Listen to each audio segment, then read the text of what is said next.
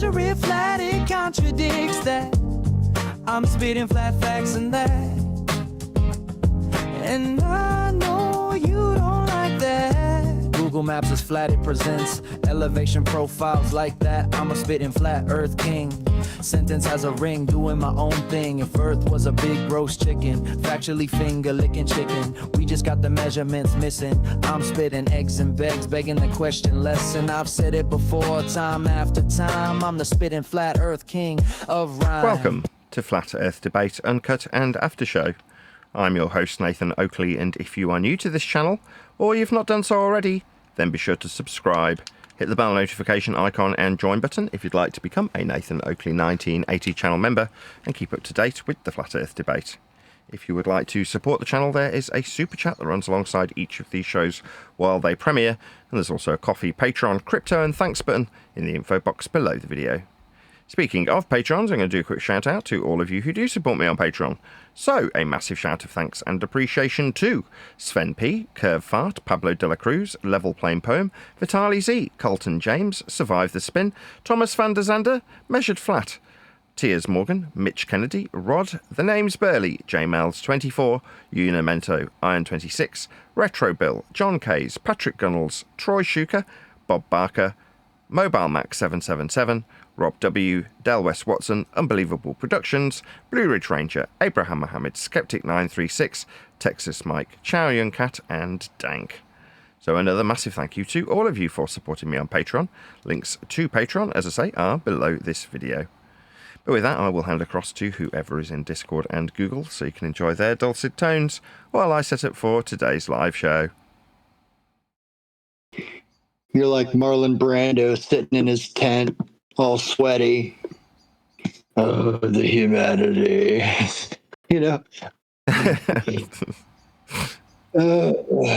It's so hot.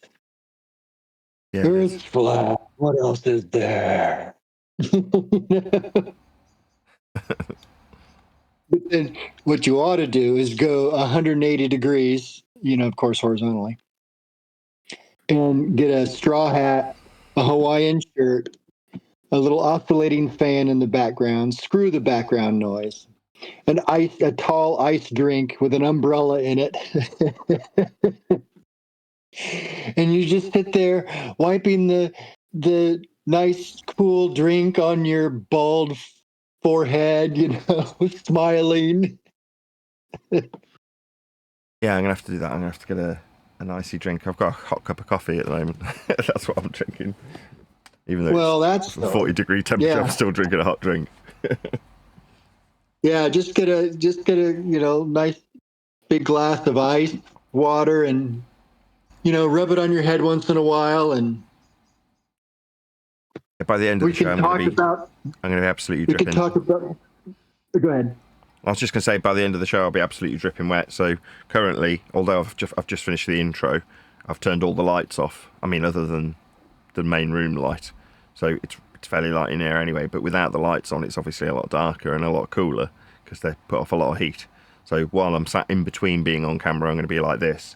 And then when it comes to me actually being on camera, I'll just grab both remotes and turn the lights on quickly. And then I'll go on camera. But that takes about 4 seconds. So it might be a slow response. Or you might see me turning lights on when I'm doing my thing during today's live show. But yeah, I'm going to get myself a nice ice cold drink full of ice and stick it next to me in a minute when I'm done with my coffee. I already sound drunk, which makes me think I'm already dehydrated because I'm slurring my words. I learned the hard way a couple times. Just keep slamming liquids, and sometimes just water doesn't help. You need to get some salt in you and some electrolytes. But yeah, working on the farm, you can't afford to get dehydrated. Sometimes it happens anyway. I'll get this coffee in me, and then I'm going to go and get a drink as soon as there's a few people here. The other thing I've got going on is I've got all the windows open, so every now and again there's a breeze strong enough to open the gate on my mic, which might cause a bit of audio chaos today. We'll see how we get on. I say to heck with the audio chaos. Not enough people notice it to be worried about it that much, especially if it's that hot. Just let it go You for a don't day. notice it on my show because it isn't there. I've got good Whatever. sound. Well, I've got good sound. The only thing that sounds terrible is you, because you've got your speaker on your phone too high every single time you talk. And then every time someone talks as you've got your line open, it just comes straight back through your own mic, from the speaker. And I'm like, can you just turn your speakers down? You're like, I'll put myself on mute. It's like, no. I don't want you to stop talking. That's terrible. That's the worst thing I want from that reaction. Just if you can just literally turn the volume down 2 or 3 notches, the mic won't catch it so easily. Well, I'm just using my phone, and I assume my speakers on my phone are what we're hearing. Yes, the mic's hearing the speaker from the phone. So is it good now? At the moment it is, but as soon as Neil comes in and starts talking, it will just, because he's a bit louder than I am. Because I've got to have everybody at roughly the same level. Yeah. So on G+, everybody's got the same volume. That is to say there's no adjustment for it like in Discord. So I can't individually level someone down if they're too loud. So I've got to kind of compress it to a point where it doesn't sound nasty, controls the volume to a certain degree as a compressor does. But then someone like Neil, who's very loud, will be right at the top, squashed all frick through the compressor, and next man might be just a little bit quieter than him, right? But that means that he's going to be setting off your mic when you're listening to him. Because he's very clear, because of being heavily compressed, because he's a bit louder, he's more into the compression. But now I can hear me coming back through the speaker just then. Huh. So is there a difference between me being like in Discord now versus G+? No, it's the phone. It's the hardware that's causing it. The mic's just placed badly on your particular phone, or it just happens to be placed in such a way that if the speaker's loud enough, it will pick it up. Now, other phones are developed in a way that even if you've got the person on speakerphone, they don't feed back. But yours just happens to be a crap design. It just means the solution's really easy. Just turn the speaker volume down. However you hear us, turn that down 2 or 3 notches. That's it. And then it won't do it anymore. Anyway. It's an iPhone 14. It's an iPhone. Okay. So it's obviously a well, terrible it'll be design. back and forth because I have the iPhone 14. So it's a modern iPhone. Hearing... That's terrible. Yeah. It's probably $1,000. I mean, it goes like to 17 or whatever. Yeah, but at the time you paid $1,000 for it, or that's what it was retailing for with a contract or whatever. That was 40 quid or 50 quid a month or whatever dollars. You know, in other words, it ended up costing you over $1,000 with the contract. But that's what it is. It's £1,000 or $1,000 phone, and it's feeding back what a pile of crap. You're like, surely that's its primary function, right? Talking to people. Yeah. Now, it's not my audio. I mean, that's the thing is, right, having spent a couple of years pissing around with audio to make sure that even when connected to multiple sources, all with their own mics, I can control the feedback. The only device that causes it is yours, and it's because you've got your speaker too loud. But too loud should be so you can hear it, and you've obviously got it set to that volume because you can hear it at that volume, but it still shouldn't feed back. Now, the mic should be pointing in such a way that it doesn't do that, but the people at Apple just don't care. They're like, oh, turn your speaker down. Well, no, develop a phone that doesn't feed back. It's we've had these things for about 100 years. Come on. Yeah, well, my thing is that my speakers, it's probably my speakers are full of lint, and probably the microphone, I don't even know where I assume the microphone's by my mouth, but the speakers come out the bottom also. If I got it on speakerphone. Yeah, that's a terrible design. So when you put it on speaker, the speakers are literally next to the frickin' mic then. Just so irritating. Just bad design. Whereas when you put it next to your ear, there's a second speaker. Now I'm looking at it, and it's coming out the earpiece and the bottom too, so I've got kind of a stereo thing going on. Sure. I just got lint and crap in it, and it's yeah, it is. It's a crap system. So it could be that it's resonating around the phone itself because you've got it so loud, but you still can't hear it because it's packed with lint. That is a possibility. But either way, it's just volume. It's purely down to volume of the speaker versus where the mic picks up that speaker. But ideally, take it off speakerphone rather than muting, because then your ear has to be by the phone to hear us, like you're talking on a phone call, but then it won't feed back. Okay, so like right now I'm off speakerphone. If it's better. Yeah, about 1,000 times better. Get out. Yeah, now you sound crystal clear and there's no feedback. So yes, that's 1,000% improvement. Wow. Because I also thought it was how I hold it. Because sometimes I hold it and I cup, the way I cup it right by the speakers, and the mouthpiece is probably also not helping at all. No, that'll help cut wind noise. So if you cup the mic, it means at least on the phone you won't catch the wind if you're walking around and talking. So definitely that's a good thing. But if the speaker's next to the mic, because the speakerphone system has decided to put a speaker next to a mic to get it louder, you're like, that's the stupidest thing ever. All that's going to happen is that phone will always feed back. It's just right. Idiot design. It's a phone. It's called the iPhone. That's the most basic thing I would expect it to get right. And yet it feeds back. You're like, oh, that's so idiotic. Somebody needs to be sacked for that.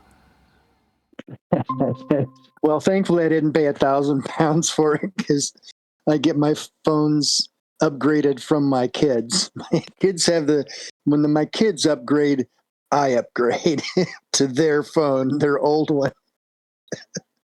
What is this upgrade you speak of? Yeah. Did you see? I went from. Did you see my latest installment?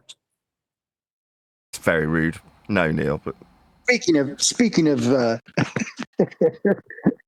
cross audio here. Well, he's getting. I'm gonna have to report this one because this guy's getting too personal. He's bringing my kids into this now. Yeah, report it all.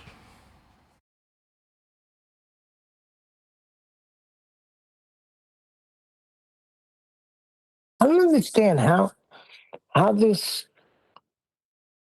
just talking about how Earth is measured, how this gets people to the point where even yesterday in your Uncut and After show that you put on in the morning, like I couldn't believe the way these two, one was a flat Earth guy and one was a baller.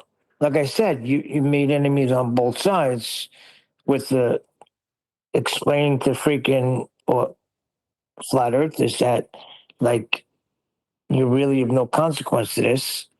They're upset because they feel like don't you dare tell me, how many people I've helped. And then the ballers, just because it's measured flat, they're losing their mind because their toy was taken away. It's really fascinating to me how this affects people. Yeah, what are you going to do? Fortunately, I keep saying this in some of the videos that I've been making. I'm less dependent on the audience and more dependent on having a community. So sometimes when you have to cut losses in a community, that is to say, certain members of your community don't toe the line with your current rhetoric. That's not to say that they're not doing something I'm telling them to do, far from it. It just means that it's incongruent with what they want it to be. So for instance, me saying, well, the people who are promoting flat Earth, and flat Earth being it's not a globe, are people from conspiracies. People who are from conspiracies hear that and go, screw you! You go, yeah, that's how you're going to feel about that, and I totally understand. Now, I can empathise and go, well, look, I'm also from that background, right? It's not like subliminal messages and psychopathy aren't, although psychopathy for some reason has now gone mainstream and everyone seems to want to talk about it. Everyone's an expert in psychopathy now. Fine, to me it just seems very 15 years ago, but like I say, that's what's the flavour of the day on the internet, figuring out that 1 in 20 people's a psychopath. Now some of them boil it down, call it narcissism, some get what we're talking about, but I don't know, I went back and reviewed, because you were talking, I was getting a general idea of what was going on in Master B when I flicked through it last night, and someone was talking about gaslighting or love bombing or whatever, some narc term. And I was like, oh, right, let's just go back and refresh myself on this subject from 15 years ago. So I went and found Sam Vaknin, who wrote a book called Malignant Self-Love, Narcissism Revealed. And it's from his perspective, which is a point of view of a complete narcissist, a total psychopath, which is what he is. And he understands that, you know, he's been fully tested and he's just monetized the fact that he's a complete psychopath. And he's relatively intelligent, so he can, you know, demonstrate his work and show a reasonable level of research capability to build credibility. Now, back when I used to watch him, he was an unknown guy who had, like, less subscribers than I did at the time. You know, and by that I mean I might have had 2,000 or 3,000 and he might have had 1,500, right? And I watched him along with people like Thomas Sheridan, and there was a whole bunch of them, right? Maybe a dozen that I'd watch regularly while I was learning about the subject. Anyway, now he's got like 700,000 subscribers, and his videos from 15 years ago, where he's got all, you know, he's your average starter out YouTuber with really echoey room and fumbling through his words, you know the deal, right? I was looking back on those videos, specifically on love bombing, and, you know, remembering or reminiscing about, you know, finding out this information 15 years ago. It was good to see that he had a high degree of views on, because I thought he was a good source. But he was low down the list, so he might have had on that particular video like several million views. But there was people who are far less known, far less credible, who are far higher up the lists. And I kind of thought, yeah, that figures. let the amateur dick do the donkey work at the top of the search engine algorithmic results, while the subject matter experts pumped further down the list. It's like, this guy's not just a subject matter expert. He's an absolutely accredited narc, like fully diagnosed, fully tested up. You know, he couldn't get more valid in terms of his opinion is like the word of psychopathy, because he is one and he knows exactly what he's talking about. So why put him at the middle or to the bottom of the list? I mean, people have still found their way to him over the last 15 years and his channel's still grown massively. But yeah, it's just interesting that suddenly everyone's a narc expert now. As I was looking through, I was like, who are all these people? I remember talking about it with Patricia Steer, and she was like, she was just finding her way to the subject, and it was, I don't know, 5 years later after I'd studied it. And she's like, what's going on? What's happening? And I'm like, well, you're dealing with an narc. And she's like, well, what does that mean?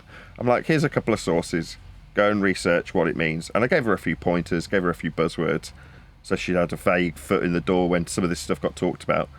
And she learned immediately about no contact ever again and triangulation, love bombing, all of these buzzwords. And suddenly this bright light shines in front of her and she's like, wow, it all makes sense now. You're like, yeah, that's obviously been a pattern for so many people that so many others want to become experts on it. You know, at the time, that could have been a branch that I went down. Maybe that would have been a much better route. If I was talking about narcissism and psychopathy, as opposed to flat earth. But frankly, it's what gets your juices flowing, doesn't it? You know, and while I might piss off a few conspiratards when I say, look, you're here so that you can talk about Earth not being a ball. That's really what you're here for. You know, we've been given argument points when we arrived. We've been given maps and models when we arrived. The memes lay out our opponent's position that they'll put to us, and off we go to the races. You know, it's all sort of preordained in terms of how it's going to be argued and what's going to be argued about and the end result of those arguments and how that'll sway the masses. So when you step away from that, you're like, well, I shouldn't really be shocked and shaken that it's going to piss the people off who are just old dogs, not willing to perform new tricks and wanting the stale government-introduced rhetoric of a flat earth that's preordained in terms of the way that the argumentation and overcomes has been engineered over the last 100 years. Now, whether or not that's organic's irrelevant. We do have standardised talking points from the flat earth side. We covered boilerplate globe. Well, we got boilerplate flat earth. There's boilerplate responses that were given. Here's the azimuthal equidistant North Pole presented in the Gleason's map. That's the world. That's your first argument point. Water finds its level. Okay. How's that useful in terms of any practical use? Well, for building and surveying. You're like, no. These things whistle past the actual measurement process when we're talking about miles. Yes, levels are utilised in water terminology, but that's pretty archaic, isn't it? When you've got argument points that actually take into account level tools that are levelled with far more sophistication than a bubble, and then they're using a 0 degree baseline to measure and chart the entire territory of every known geographical point that's ever existed as far as we are aware. You can say Earth's measured flat with some determination and grit in your voice that water finds its level isn't quite going to cut it with. But water finds its level is benign enough, but yet convincing enough to a hippie that they'll roll with it while not realising that it doesn't actually hold as much weight as they think. We've measured Earth. I think that holds the most weight. But simultaneously, like I say, pointing out the obvious is going to undermine people who want to sniff their own farts on the flat Earth side that are going to desert me as a consequence, because that's my target audience. That's who I'm reaching. I'm censored out of the view of the general public, so I'm only allowed to be tolerated by a key audience, and most of them despise me because I'm saying, no, it's not that serious. It's just measured flat. They're like, no, the distance to the horizon is 1.22 times the square root of the observer's height in feet. And the distance to these oil rigs is beyond the limitation laid down by Earth curve mathematics. Therefore, the Earth is not a radius 3959 ball. We see too far. And you're like, okay, I mean, you want to sniff your own farts with this stuff because it makes you sound like an intellectual. But for me, from day one, I remember the feeling when Anthony Riley introduced me to the curve calculator. And I was like, oh my God, this is so dweeby and tedious, and this isn't the fun subject that I came to. This is boring. This is maths. Oh my God.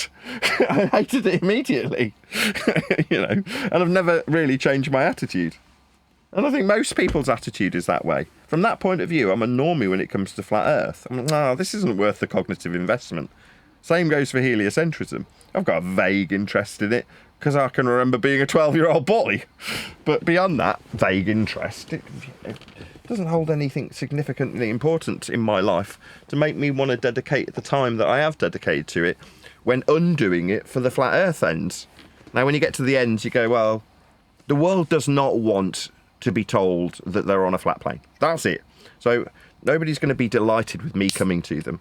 So you kind of have to turn your back on the audience from that point of view and go, I don't care. I've built a good enough community to keep the lights on, and I should really praise God for just that, because there's so many people who can't keep the freaking lights on in the most literal sense. Some of them are around me, and they're telling me I can't keep these lights on. You're like, freaking hell. That really does make it real. So I should be grateful for small mercies. I am blessed, right? I can pay my mortgage. Yeah, I'm always poor. No, I can't afford to fix my cracked iPad or my cracked sink or buy a new car. I'm never going to pay the mortgage off with YouTube money. But that's not the point, right? I've got a roof over my head. There's food in the fridge. The fridge works. So that's not always the case. You know what I mean? I've had to e-beg for a fridge before. And when I did e-beg for a fridge, I got a new fridge. So you can't really complain that I'm not reaching tens of thousands of people. Or, in fact, likewise, that people might desert me when they hear, well, you don't really affect this subject very much as you want to be the next guru. I hate to break it to you, but number one, the world don't want to know that it's flat. So just accept that. There's going to be people who offer extreme value to what you do if you're concise in your rhetoric. If you know what you're talking about and can demonstrate the facts in the matter, then people will value that and do value that, and that's why I can keep the lights on. So do I care that there's half a dozen people that will turn their back on me because they don't like being called a conspiratard? Not really. I'd rather be honest with myself about the situation. If I've come to the realisation of a lack of importance and significance when it comes to Earth's flat measurements, I'm going to share that, in spite of the fact that it may alienate a certain number of audience members. Just going to have to accept that. But as for the globe... They consider that destroying flat Earth. Oh, go ahead. Is that what they say? I'm destroying flat Earth? Well, it's people like me and people that freaking can't afford to keep the lights on. And I don't ever remember myself coming out and saying I need rent money. It was something to the effect that you're ruining flat Earth, you ruin the flat Earth community by e-begging. So I was trying to put that together. It's like, did you give any money? If you didn't give any money, then what are you worried about? You know what I'm saying? I mean, that's YouTube trait, not a flat Earth trait. If people say you're tarnishing flat Earth by e-begging, you're like, well, I'm doing YouTubing, talking about your favourite subject of flat Earth, and you're moaning that I'm exercising my YouTube right to e-beg. And sometimes people ancillary to me take advantage of that also, in this case you. Well, don't watch. If this is your favourite subject, then we are on the cutting edge of that subject because I do this daily. So therefore, very little slips us by. It's a very slow-turning cog.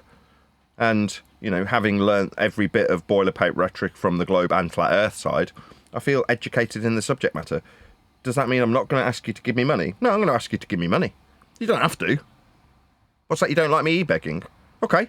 If the guy's on the street corner playing the accordion, and you like find yourself tapping your feet, and then when he finishes and everyone claps, he puts a little hat in front of you and goes, "Can you give me money?" And they go, I'm outraged! This is a street corner! You're like, don't listen! You know, just get on with your shopping. But you stood tapping your feet, and now what? I've put a hat in front of me and you're offended. Get lost! Right, if you don't like the accordion, don't listen. No one is forcing you to stand here. But you have. You've stood here, and now you're going to moan that I need to pay a bill? I'm playing the accordion so you can enjoy your time in town. Now, if you don't like what I do, that's perfectly understandable. But don't moan at me because I want to earn a living from it. That's what I do. I've busked since I was about 17 years old. I was taught how to do it in college. They taught us circus skills so we could go out and beg. But you don't call it begging when you're out performing. You call it busking. What is it? Well, it's begging. After doing something entertaining. What am I doing now? Begging. Oh, well, you don't call it begging. You call it e-begging. Because you're doing something entertaining and asking people for money online rather than on a street corner. How is this any different to me pretending that my friend and I were in a massive altercation where we were beating each other senseless with sightlines that we'd figured out for 2 days straight, and then figured out where on the Bancroft we could pull this off without anybody figuring out that we weren't actually hitting each other. And then once it was all said and done, we shook each other's hands and then put a cap out in front of him because an entire crowd had come and no one was pulling us off each other. They just stood back, watched in amazement, and then went, "Oh, right, it was just a show. Oh, my God, that's amazing. Isn't Stratford awesome?" Because it's that type of town where people do performances on the street that you wouldn't expect. And catching them by surprise with a load of slapstick fighting and rolls and, you know, very over-the-top dramatic fighting, that was what I paid my way with while I was in college. That hat paid the bills. Yeah, but people want to go, "Oh, well, you're doing that online and giving me information about the nature of our reality. How dare you ask for money?" Piss off. Just get lost. Right, fortunately, and I say this, I'm going to go on camera even though it's boiling hot and I might have to turn my lights on, right? I am so blessed that there are people out there that see what I do as being so valuable that they offer me a high degree of individual support even though they're not rich. So there'll be people who'll go, "Here's $100. And I'll go, "Freaking hell, thank you so much."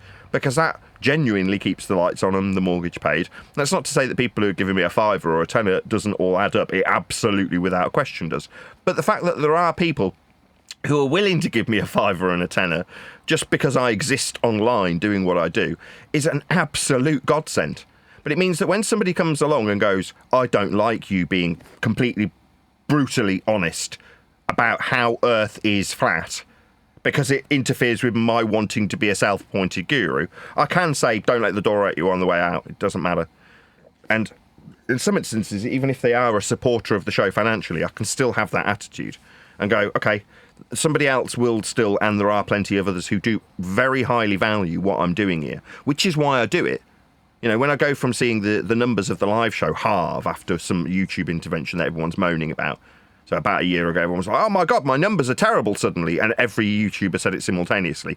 I went from 1,000 views to 500 views on every single live show overnight. Did it mean I stopped what I was doing? It's like, no, I was never paying the mortgage with the YouTube ad revenue anyway. So it really didn't make any difference to my schedule. But the numbers halved. You know, the ad revenue halved. You're like, holy shit, I need to pump out more material. You know, that's the reality of wanting to keep decent statistics in YouTube. Well, I've got to do more then. Because I can't suddenly make the audience double. Quite the contrary when they're suppressing the living hell out of me. But like I say, as a consequence of having devoted community members, I can just continue doing what I'm doing without necessarily going, "Oh God, well, that's going to put me out of business." You know, some YouTube algorithmic alteration. So thank you if you're one of those people who do actually see what we do as valuable and don't go, oh my God, you saying that it would have been measured flat anyway, even if I wasn't here, undermines me, therefore I'm going to bugger off, versus the person who goes, all right, okay, so we actually wouldn't need to tell anybody about it being flat. It would be flat and measured that way anyway for everything practical. Yeah, that's right. All right, so I don't have to worry about it then. No, it's not that serious. It was measured flat anyway. Now, if that leads you to go, well, I see that as a valuable message, that's more easy to digest for a normie that does not want to invest cognitively in this subject matter, because it is cognitively expensive and time consuming. And rather than seeing somebody with a fart sniffing overindulgent 1.22 times the square root of the observer's measured height of a flat earth based on a radius and a begging the question proof of nothing perspective hijacking earth curve calculator, instead of listening to that guy and going, it's still just as cognitively expensive, but wow, aren't you smart? Which is all the guy who's saying it really wants. Yeah? Oh, no. Here you go. I'm going to tell you right there. Here's the answer to that. I was here at the start of arguments around 9/11 to flat Earth, and I'm not stopping for anyone who thinks flat Earth enlightenment doesn't matter. It's not that it doesn't matter, it's just that it doesn't have any consequence on your shoulders. Me saying now, right, let's say it in the most bold terms, the Earth is absolutely unequivocally flat, based on the measurements of Earth and its surface. Okay, what changed? Nothing changed. What about if my audience quadrupled? Well, I've been in that position. We've quadrupled the audience. So Well, what are you trying to... What consequences are here? Will me saying miles are linear mean that miles have become linear, or are future tense going to be recognised for the linearity that they aren't being used as? No, they were being used as linear anyway. So it didn't make any difference if I said it, if I draw the masses to the attention of it. Now, me as an individual on YouTube is suppressed as a consequence of me wanting to communicate that to the masses. But there's a small handful of people that do genuinely value my information dissemination via this medium, therefore will support me separate to the revenue earned from the medium itself. Brilliant. I'd take the community over the views every single day of the week. this guy's name is Jomo Level Logic, so he must be one of your supporters. I don't know if he's just a patron or what. But he says, Neil, this show died ages ago, but I support, give my 2 cents.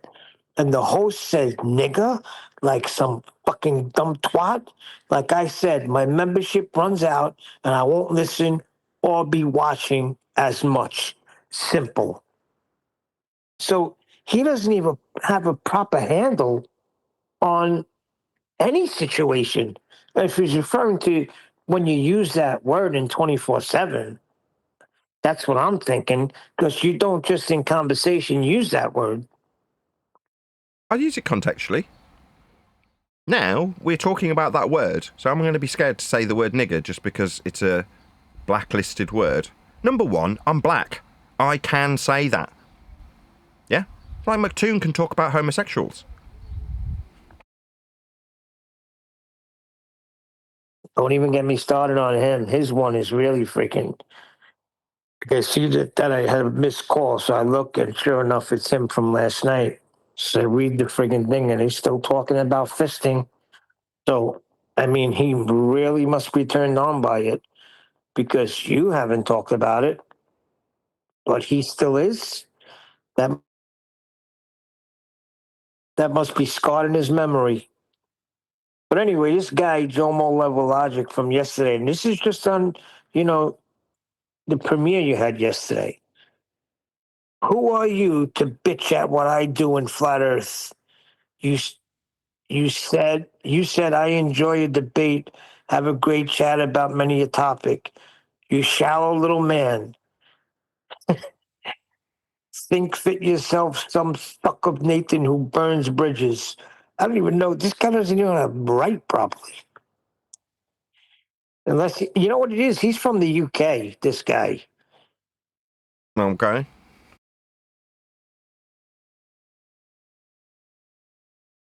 Well, like I say, Bridges got me many a place. I don't know. He was very upset. And then there was this other guy, Charlie, that was in here. He was a baller. And this guy, which just came into freaking, stir shit up. So I figured I'm not just going to, because the first thing he came in and says, he gets his info and said, go ahead, block me. I said, no, I'm not blocking any of this. I want all your stupid shit you say documented. Because if I time you out, I lose all the comments.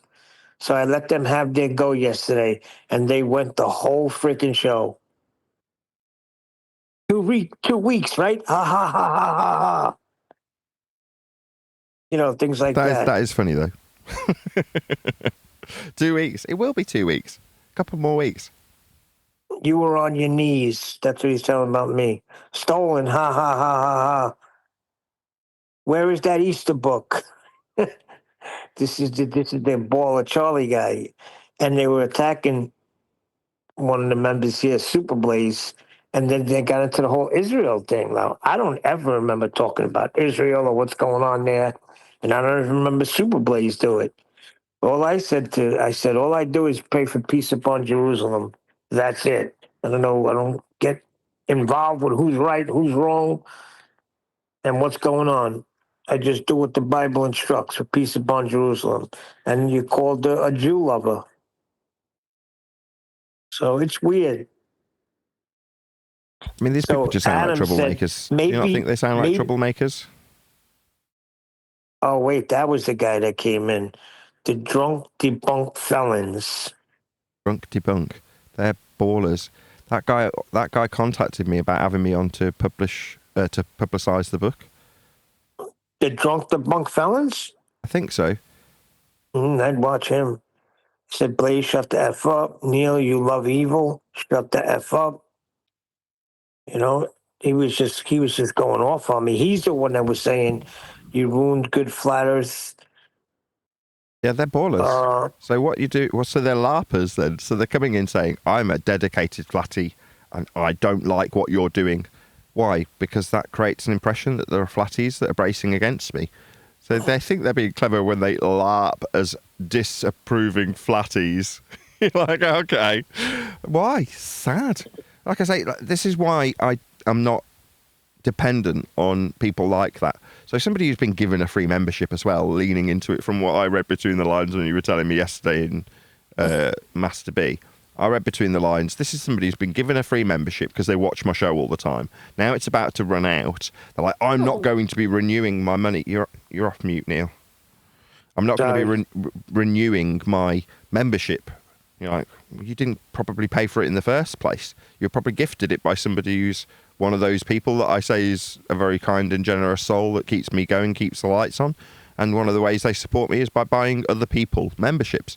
But then when they've got the membership, they can say, I've got this membership because I paid for it as a very humble and grateful flat earther. But now I'm very upset with you. Everybody look how upset I am. So you can get the general impression that flatties don't like Nathan because I'm LARPing as one.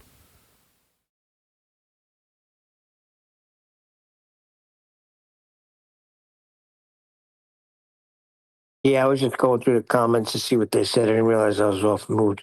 Yeah, I gave you $1 for rent. The trashiest trailer park is Israel, and they spell Israel ISR, and then they space RAELIS. So they got issues that's going on there. It's political, but they find it like very important that they come in here and just ad hom basically, and just character assassinate, misrepresent. But now that's it. They got it all out of them. I got their names logged. So as soon as I see them, boom, they get timed out because they don't got nothing good to offer. Yeah, don't let the door eat you on the way out. Bye. See you later. No worries. You don't like what I do? Okay. Good job. I've got a very loyal fan base that do support me financially. Otherwise, I would be concerned with one individual telling me as a LARPer, oh, I'm a very disgruntled flat earth. Oh, yeah. Really? When I'm disgruntled with something, I tend to just go away from it. I cut it out of my life immediately. Whereas what you want me to know how disgruntled you are. You're off mute. Again? Yeah, if Burger King's burgers weren't always cold whenever I went to Burger King, I'd still go to Burger King. Do you hear me standing outside Burger King going, your burgers are always... No, just don't go there. Just go to McDonald's instead. Burgers are always hot then. But people who are genuinely concerned make their concerns known. And that's what these guys are doing. All right, you want to make your concerns known to me, do you? You're a disgruntled LARPer. Okay. If you don't like what's happening, just go watch some cats videos. Well, it's no worries to me. No problem. I'll still be I've been hearing that kind of shite. Oh, you've ruined Flat Earth. I've heard that for 10 years. You know what I mean? And half the time, I think it's not flat earthers. People who genuinely value what I do and disagree will do it very verbally. Like Harp. He's a perfect example. I don't like what you're doing, so I'm going to tell you about it. Why? Well, because he wants me on his side. He wants to be on my side. His aggression isn't misplaced. Now, I might go around it in, like I say, an aggressive way, but I still value that as an opinion. You're like, okay, you disapprove because... And I'll hear you. Now, if I am pushing out a rhetoric where I say, no, there's a reason why people like us who talk about chemtrails and subliminal messages and Mandela effect, there's a reason we're here talking about flat Earth. Because we're easy opposition. Now, you hear that and go, I don't like you saying that I'm a pushover for the consensus. And you're like, well, that's what you're here for. You're a fart-sniffing hippie. Don't have to like it, but that's what you are. Now, the sooner you accept that, the better. Now, if you go, I don't want to accept that. Well, of course you don't. I totally understand, right? It's embarrassing. Why are you here? Well, because you're an easy target for fart-sniffing dweebs. And we need to position you socially lower than them. Yeah? So that they feel confident to attack you. Yeah, we'll set the beaters on you. So we need fart-sniffing passive hippies. So that the dweebs feel like they've got an easy challenge. How do you weaponise the dweebs that have found this stuff cognitively worthwhile? Oh, well, you set them in opposition to somebody of deemed lower status than them. Well, you are of that deemed lower status if you're on the flat earth side. I'm sorry. You don't have to like it. But when people say, well, you're the dumbest people on earth, there's a reason that rhetoric's put out there. It's to give the dweebs a bit of confidence so they can argue with you about it not being a ball when they say it is. Now, when you just get to well, you're just a bunch of dweebs. I don't even care what you've got to say. Who cares? Look at you, unfuckable little golem. Look at you. I genuinely couldn't give the tiniest of shits what you've got to say about this subject. Because you are inferior to the most part of society. You're just a bunch of beaters and gammers. What's that? You think you're superior to me because I'm a flat earther and society has told you... End the sentence there. Society's told you where you sit in the pecking order and where I sit in the pecking order. Piss off. You're too concerned about where society places you in some pecking order, aren't you? Immediately putting you below me.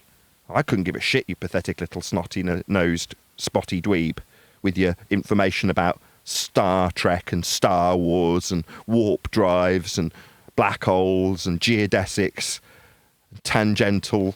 You're just boring. You're just boring. That's just facts. Now, as soon as you get to that point where you go, yeah, these people are just dweebs, they are really that inconsequential. Society has deemed what they value so low value that they're not even going to pretend to be interested in it. They fob it off to the dweebs. Oh, someone who's smarter than me. Because they don't mind demeaning themselves when it comes to brushing off stuff that isn't valuable. Ah, yeah, the smarter people will figure this out, meaning the dweebs. Because I'm making love to this woman, so I'm not going to spend this evening figuring out how Saturn moves. I've got better things to do, like reproduce. What are you doing? You're studying the fart-sniffing gas dispersion and the tangential plane of the horizon. Oh, fuck off, you pathetic, boring twat. You bore me, you piss-fat little dweeb. That's how I feel about them now. Well, for that reason, I need shoving right to the bottom of the list, because I might empower other people similar to me to feel the same way about our opponents. Just look at them. Look at Dave Farina. He's a fucking dweeb. Look at Fight the Flat Earth, a pathetic scrote of a man. Look at Dave McKeegan, the unfuckable little golem. These people are the saddest society has to naturally offer. Now, I say naturally offer because they've engineered what flat earthers should be taken to be, haven't they? We're an engineered category. Yep. Right. Well, dweebs naturally find themselves at the bottom of the pecking order. Yeah? The sad, snot-nosed, dweeby, pathetic little twats. fascinated with rockets like overgrown 12-year-olds. That's what they are, societally. Well, the same way that those dweebs are fascinated with rockets, the flat earthers are fascinated with freaking conspiracy. Here's where it comes to the root of it. I hate you, Neil. Always have. You never added much. I'm not very important. It's you fucks projecting. I send children clothes to Africa, work with dementia people, and more and more. You know, fuck all. When people do that, when they give their resume statement, it immediately projects an air of lack of confidence to me. All right, you need to rattle off how important you are in life. Like, don't get me wrong, occasionally I'll give an example of where I was out when I was doing things that seemed important in the big business world. You know, I'll regale you with an anecdote of being in some posh hotel and seeing an unreleased Lamborghini or something. Well, is that me? To a certain degree, you could say that is me with a lack of confidence, projecting out my fantastic nature. But it's only done to make me feel better. But specific examples, when they're relevant, sort of overpower that potentially perceivable self-indulgence through lack of confidence. When someone like that is in a chat that they're telling you they don't care for, why are you here? Oh, right, to tell me how wonderful you are because you've cured freaking cancer? Oh, my God. Yeah, people with self-confidence don't give a shit what you think about them. Yeah, they're not here appealing to you about how important they are. They already know how important they are. Yeah? Now, from that perspective, I go, I know my worth based on the money people literally give me. I can quantify it with a number. Yeah, people are very, very generous. And that is ultimately what I'm here for. They think I'm here for them. They think I'm here to answer their questions and shit. You're like, I couldn't give a shit what you want from me. That's my attitude when I went into the worldwide debates the other week. Did you not notice? They're like, well, now on to the next dweeby question. Oh, shut up. I'm not here to answer your questions, dickhead. You think I'm here to answer to you? Suck on my bollocks, you stupid little dweeb. I'm not going to be sucking on your bollocks. Yeah, and I'm not going to be answering your questions because I couldn't give a shit about you. You're a pathetic, bottom-of-the-barrel, unfuckable little golem who thinks he's going to be asking me questions. No. I'll be telling you what's what. You can sit there and listen. Or you can squirm and weasel and writhe in pain while you won't let what is going to happen and is inevitable happen. You can do that. Oh, no, if I just yak through you and... Yeah, you can do that. That's what dweebs have got. That's what you're armed with. Groaning and moaning and mumbling and stuttering. That's what you can do in my presence, dweebs. But like I say, that's not going to gain me favour when the rhetoric is in their favour.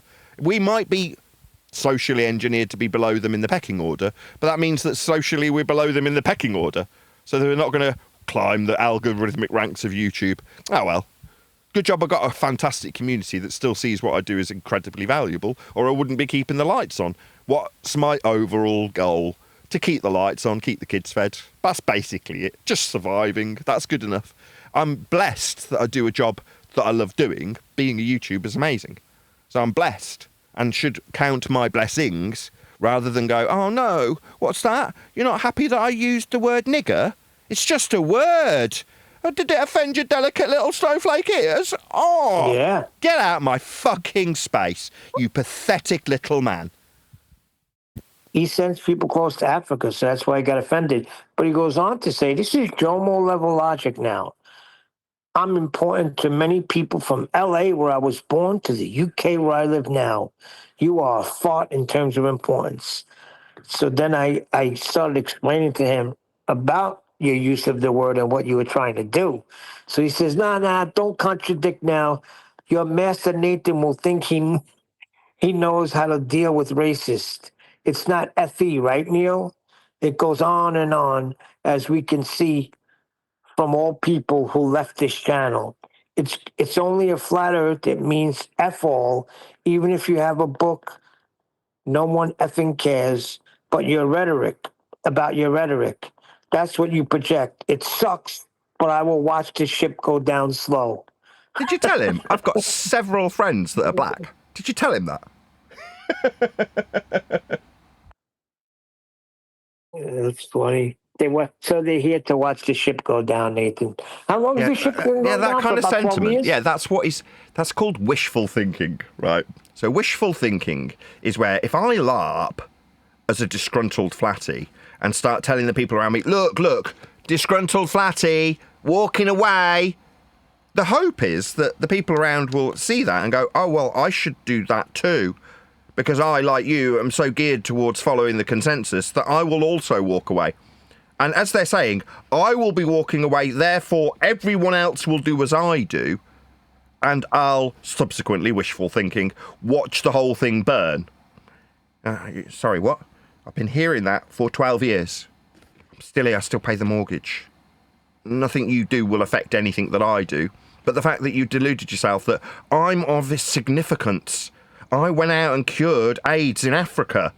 Therefore, you will follow what I say and do what I do. Nobody's going to do that. You delusional twat. But you can tell yourself that. Me, that's why I take the attitude to stand at the door at you on the way out. No, don't trip on the step when you're leaving. What's that? You want to tell everyone else, look, I'm leaving, I am departing. Sorry, what's your name? Nobody gives the tiniest of shites. You not get that? Oh, but you need to tell me how important you are. No, having a demeanour, a presence of importance is something you project out if it's true. You emanate it. You don't have to detail it with a resume statement about what you've achieved. That doesn't gain people's respect. Far from it. It's how you behave, your demeanour, not your resume. These people are pathetic. I've seen them, right? I know who they are. I've seen their stuff. I know how they operate. I know what they look like. I know how women behave towards them. Yeah, I know what they are. Yeah, I think I've never come across a dweeb who thinks he's the secret king. Secretly, you cured AIDS in Africa, and it's just no one knows about it. So you better blow your own trumpet, right? You sad little gammer. That's what you are. You think you're the secret king. Secretly, you're important. Sorry, what's your name? Who are you? You're leaving? See you later. What's that? Oh, are you making a fuss and slamming the door? Don't break the door.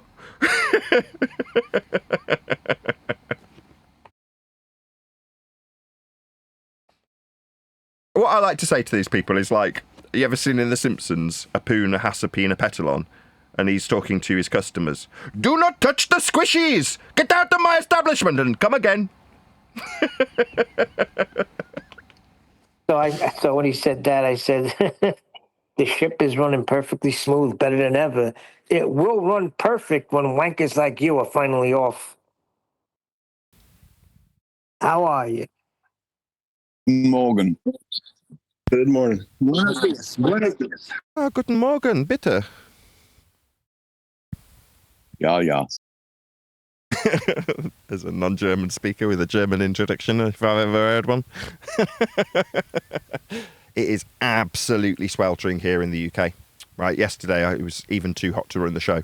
So I tried turning all the lights off, tried running the computer with minimal software running, and it is still absolutely blistering, to the point where yesterday the sweat was just pouring off me no matter what I did. So today it's a little bit cooler. There's a slight breeze. So I've got all of the windows open, and you know, when there's wind, which there is now, blowing on my shotgun mic, I've dug out my handheld mic, so hopefully it doesn't cause loads of audio interference. Audience will be pleased to hear that Surf Daddy's now figured out how to stop constant feedback coming from his iPhone 14, which we're delighted to hear. Speaker being right next to the microphone, causing constant feedback. Other updates include today, or literally as we speak, I've just asked my wife to send back the notes on the finished version, almost finished version, of the book. So the ebook in ebook format was sent to me about a week ago, and for about last week my wife and I have been going through a PDF version which will eventually come to represent the paper version on hardback or paperback, and the ebook version which I've got a copy of in Apple Books and Kindle Books, which we've been checking to see how it looks and how it presents, and if there's any, you know, minor editing things that need to be done to it. Well, that's what I've been, as I say, doing for the last week alongside my wife, and we've finished that. So we've got a list of minor corrections, along with making those corrections to our master copy on Word here locally. So today, or now, literally as I'm speaking, my wife's sending off the Word document, which is draft number 15, I believe, along with the list of corrections. If he wants to, my publisher, that is, make those corrections on the already formatted ebook version, which will be the first version to be released. So I had intended to send it off to my sister if she was willing to do it immediately, but she wasn't. She's basically said, I can't look at it till the weekend. So I'm like, don't worry about it. I kind of need to get it back to my publisher. It just happened to be the case that she'd asked me how it was going at a point that I'd got a copy of it and we were going through it and working on it. So that is, to my knowledge, the last step after it's physically in a format that could be released. That's the Kindle and iBooks version, or online book version, whatever you call that type of book when it's in an electronic version. That's what I've got formatted now, and I've just got to add notes to say these minor things need to be changed, a comma here, a full stop there. You get the idea, and then it's ready for publication.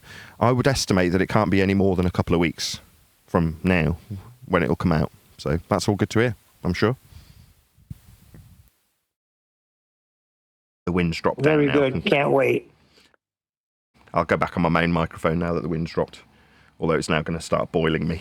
If by the end of the show, you can do a before and after, right? Here we are at the start of the show with all the lights on. It's very hot here. By the end of the show, you'll see I'll have sweat pouring off me. But Not today. Not today. Not today, Walter White. You're banned. We got all your hate documented from yesterday. I told you, he's got 1 day, and I want everything documented, so now you're banned. We were talking about this LARPer in the pre-show. I suspect this might not be pure speculation, but somebody who's been given a membership, so they've been gifted a membership by somebody generous who supports me in what I do, has then decided, if I LARP as a disgruntled flat earther, I might take the whole ship down as I leave. Now, as they're telling Neil, well, I'm going to leave. It's like, you're here telling me, though, aren't you? Yeah. It's like you going to Burger King that you dislike, going in and going, I am not going to be ordering from here. I am going to McDonald's. Like, why did you come in then? Well, I wanted you to know how disgruntled I am. And by the way, I'm an ex-Burger King employee, don't you know? You're like, no, you're not. Why are you saying that? Well, because I want other disgruntled employees to walk out with me. Who's with me? No, he's not here yet. This guy's Walter White. He's a definite outright baller. So he was there yesterday. Jomo Level Logic. He's the one that says, I'm leaving. The ship has been going down for years. And then there was the other debunk guy. But there was one that got away from me, and I didn't see it. So I don't know how it appeared today. But it was That's a guy hilarious. named F. Trump. This ship's been going down for years. Really? Is that a good metaphor? Is that how it works? Normally ships go down pretty quickly if they're going down. It's not like we've got boats. It's like, is the SS Flat Earth still 30% above the waterline? Oh yeah, it's going down very, very, very, very, very slowly. Yeah, because that's how boats go down, generally speaking. Very, very, very, very slowly. No, that's a crap metaphor.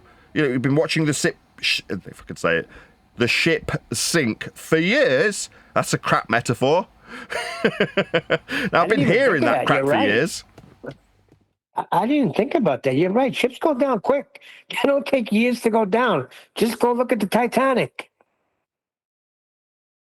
If you believe there ever was a Titanic. I was just going to say that.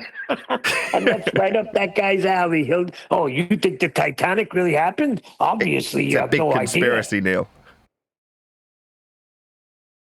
The Irish, they wanted to do a fake ship sinking because they had a problem with a different ship that was structurally not integral. So they took that out and sunk that for the insurance money. Now, that is true because I made it up myself.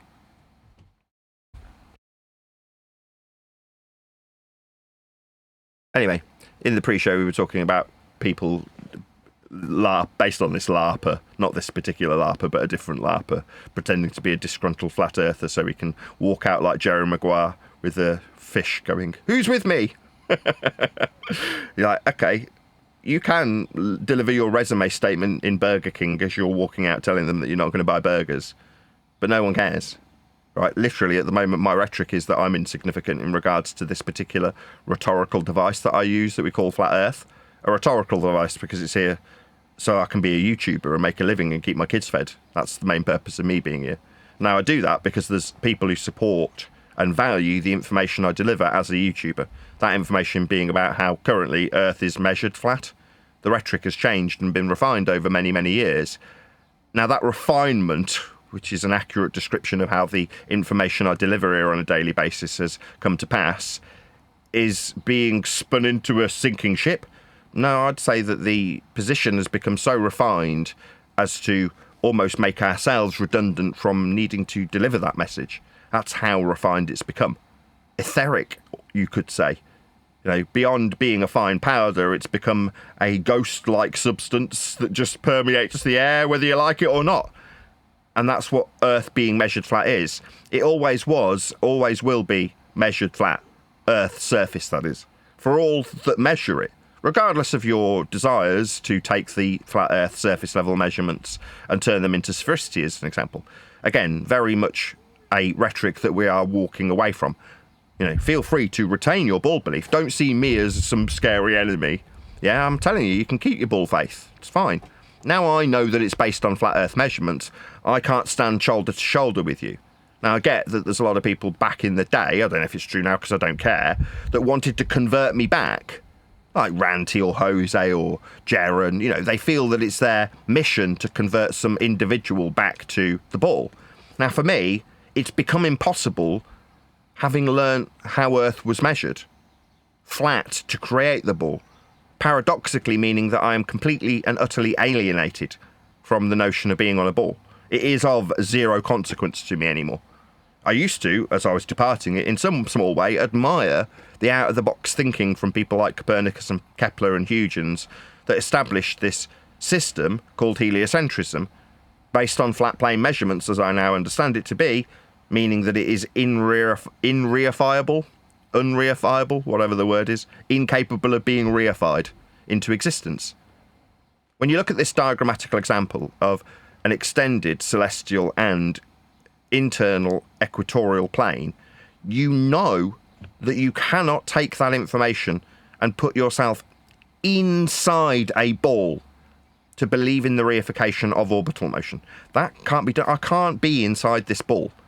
Now, you can imagine that the degrees of a glorified protractor wrapped around you when you mentally put yourself inside a ball means that you're on a ball. You might be able to do that, even with the information that I'm passing on to you about why I am alienated from the notion of being heliocentric, that's on a ball moving around the sun. I cannot do that. There will be no circumstances that change the foundational flat Earth measurements that create a ball for you, presumably in ignorance of those origins, to believe you're on rather than in. Knowing that in is the only position describable for orbital motion means that, well, I'm never going to be in a ball. Neither were the people who came up with this convention based on the flat Earth that they measured to create it. So, you know, that's it. It's over. The game is over. But only for me, and I'm not going to be so bold as to say, because I have recognised how a ball Earth came from flat Earth measurements, that means that the world should wake up to my rhetoric. No, I'm all right. So long as I can keep the lights on and food on the table for the little kiddies in the next room, I am quite happy. And I achieve that through people's support. I'll do a little plug for it. If you want to buy me a coffee, that's to say if you were physically in my presence now, listening to you and I, while we're in this coffee shop having a loud conversation, need not fear our discussion about the flat Earth derivation, complex and fart sniffy though it may be, of a plane of reference to measure angles to create a heliocentric ball to put in motion around the sun. If somebody overhears us having this conversation, they might mistake us for advanced heliocentrists rather than the preordained, government-run, black-booked, flat earther designation where you're considered stupid immediately when you start saying, well, Earth's measured flat, because that makes people think that you're a nutcase. Now, I don't care if people see me as either, because what I do and how I do it and just talking about how flat Earth must be measured doesn't have any influence on heliocentrists. Their foundational requirements for their belief are based on flat Earth measurements. So if you understand it, that's to say you're not a complete fool, then you'll appreciate that this diagrammatical example of a globe with an angle terminating at its centre is the world that you believe you are on in spite of it mathematically working from within. Like I say, that's why I'm alienated from the subject and wouldn't fear talking about it with next man if we were in a coffee shop, talking about it with people overhearing our conversation. But if you were thinking mentally, yeah, if I was sat in a coffee shop with Nathan talking about how flat Earth gets measured to create a ball, because it's a fascinating subject, I'd be paying the bill at the end. I'd suffer the loss of £5 or $5 or whatever a coffee costs these days, $6. Then great. Buy me a coffee. There's a link below this video. And it's because people do exactly that the lights can remain on regardless of whatever YouTube throws at me algorithmically, or whatever LARPers say I should concern myself with. I should be deeply concerned, apparently, of my use of a word that is socially unacceptable, even for a black man. Now, my dad was a teacher in Zambia. When I say that, people think I'm joking. I'm not. When I say nigger, I'm allowed to say it, like a homosexual is allowed to call a fag a fag. They're allowed to do that because they're gay. Now, I can get away with using the N-word, but people want to use that against me like I've done something socially unacceptable. I just see it as a word. What's that? You say that makes me racist? No, a hatred of black people would make me racist. So I don't have that. But you can put that on my shoulders if it makes you feel better, because I actually talk about this, Earth being measured flat. And your heliocentric derivation of those flat Earth measurements we must measure creates the ball that you believe in. Now, because of that, you've latched onto me using a word that socially, I don't care what people see as socially acceptable. You don't like that word socially, I couldn't give a crap. There's plenty of things that if I was to look at socially, I'd sneer at. But I'd just rather detach myself from it. It will not limit my vocabulary, because socially people say I'm not allowed to say fag or nigger Chomo? or chomo. I'll say whatever words I like. Yeah, I will do that. Yeah. So long as I don't use those words in anger or hatred towards a particular community, then I'm perfectly within my rights to use words. That just means I have an expansive vocabulary. That's all it means. Doesn't mean I hate anybody. Now, you want to portray that as being the case because of this flat Earth measurement that I actually talk about. That's the reality of why you want to check me on my word usage when people do that, or suggest to others when you virtue signal them. That's what you're doing, virtue signalling. He used the N-word! Quick, let's all leave. Really? I don't care. Earth will still be measured flat, regardless of my linguistic capabilities. Nathan, you don't understand. Jomo level logic is going to be real upset now. He sends clothes to people in Africa. He's one of them white dudes that'll go to a black guy and wash his feet because he's been guilted into doing it. Because he cares. You think he cares about black people, Nathan? Sorry, I wasn't listening. My wife was dealing with the dog. What did you say? Jomo level logic is going to be upset with that now because he thinks because you say that word, you're a bad man, because he sends clothes to kids in Africa. He's the type of guy that'll wash a black man's feet because he was guilted into doing it. I'm just going to say bye-bye to the dog. Come here, Barney. Well, he's going. I've spent all day with him, walking him, and I was going to say picking up his poops, but Clover was good enough to do that. Right, should we say bye-bye, Barney? Bye-bye. Bye-bye, Barney. That's a cool name for a dog, though. That's the Dachshund, right? Yeah, it's a sausage dog. Very that's cute. Cool. He's actually a working dog. What do they call them? Care dogs or something like that. What's his title then? Well, they're working dogs. Emotional support dog. dog. That's what they call it. Emotional support dog.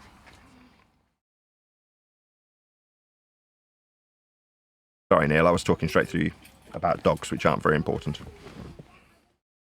What did you say? Yeah, but that guy Jomo level logic, he's leaving the sinking ship, Nathan. He's just going to watch it go down slowly.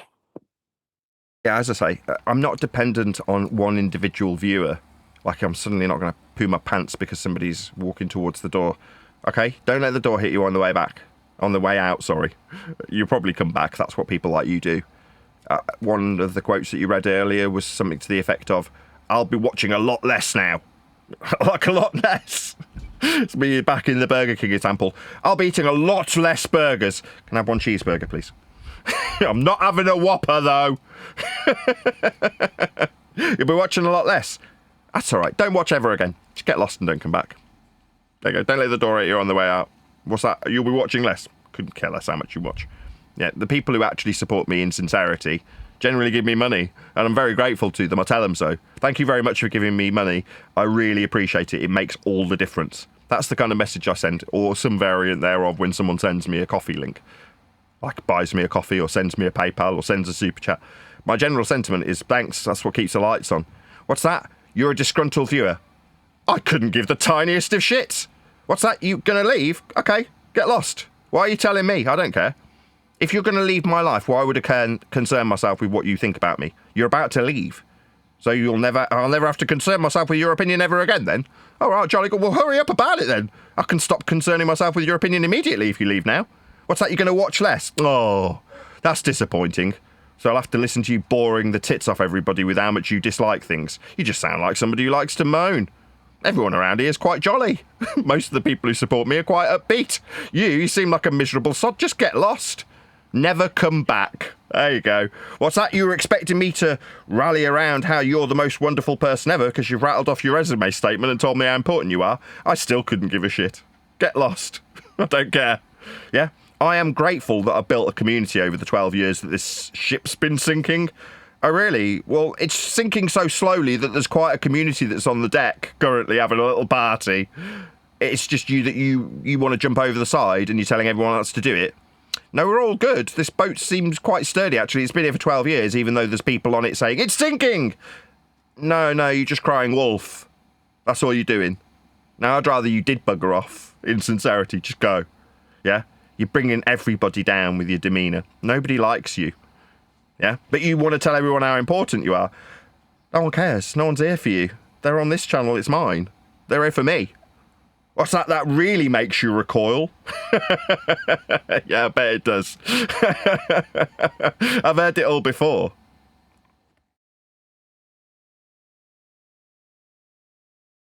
I can feel the sweats coming on, man. The temperature's rising with these lights on. Here's one for you, Nathan. I beat Nathan to a better reification. If Earth is straight, we measure it straight. We measure it straight, therefore Earth straight. I replace flat with 1D straight. Welcome to straight Earth. So what was the point in that? He's saying we're guilty of reification. No, we're just saying, people have measured Earth. Cartographers have measured Earth. They've mapped it. Reification's a fallacy, right? Taking something which is not real and turning it into something real. Yeah? That's reification. Okay. We measure Earth flat. So is that reifying measurements? No. We do measure Earth flat. Does that mean that you're saying that the logic of if it's flat, it's flat? No, I'm not putting it into a logical consistency statement. I'm not giving you modus ponens. If Earth's flat, then we'll measure it flat. We measure it flat, therefore Earth's flat. And I don't need to offer if P then Q, P therefore Q. That's not necessary. This isn't a logical statement. It's a fact. How do we measure Earth? Flat? Reification. No, I'm answering a question about how we measure the surface. We have terms like surface level. Reification. No, we're just measuring Earth flat. We have terms like sea level, based on a measurement of the sea level. Reification. Now, that's how we're measuring the sea. To average it. That's measurement of its level nature for an average. What about vertical deviations? That's altitude. When you go up a hill, and at the top there's a little placard that says you're 1,400 metres high up this hill. Are you going to the placard and going, reification? No, it's how high the hill's been measured from sea level, perpendicular to a plane of reference. That's Earth being measured flat, so you can ascribe a number in a convention, that's measurement convention, perpendicular to sea level, this height of the hill. Is that me reifying hills? No, I'm just standing on a hill at a certain height that's been measured off a flat Earth, perpendicular to sea level. Now, you don't have to like this axiomatic fact that you fundamentally rely upon if you have a ball belief. What's that? 1.22 times the square root of the observer's height of a flat Earth. Reification. Well, don't use it then. Don't you use height? What's that, 1.22 times the square? Hold on, that's a distance value, right? Reification. No, it's a distance value measurement.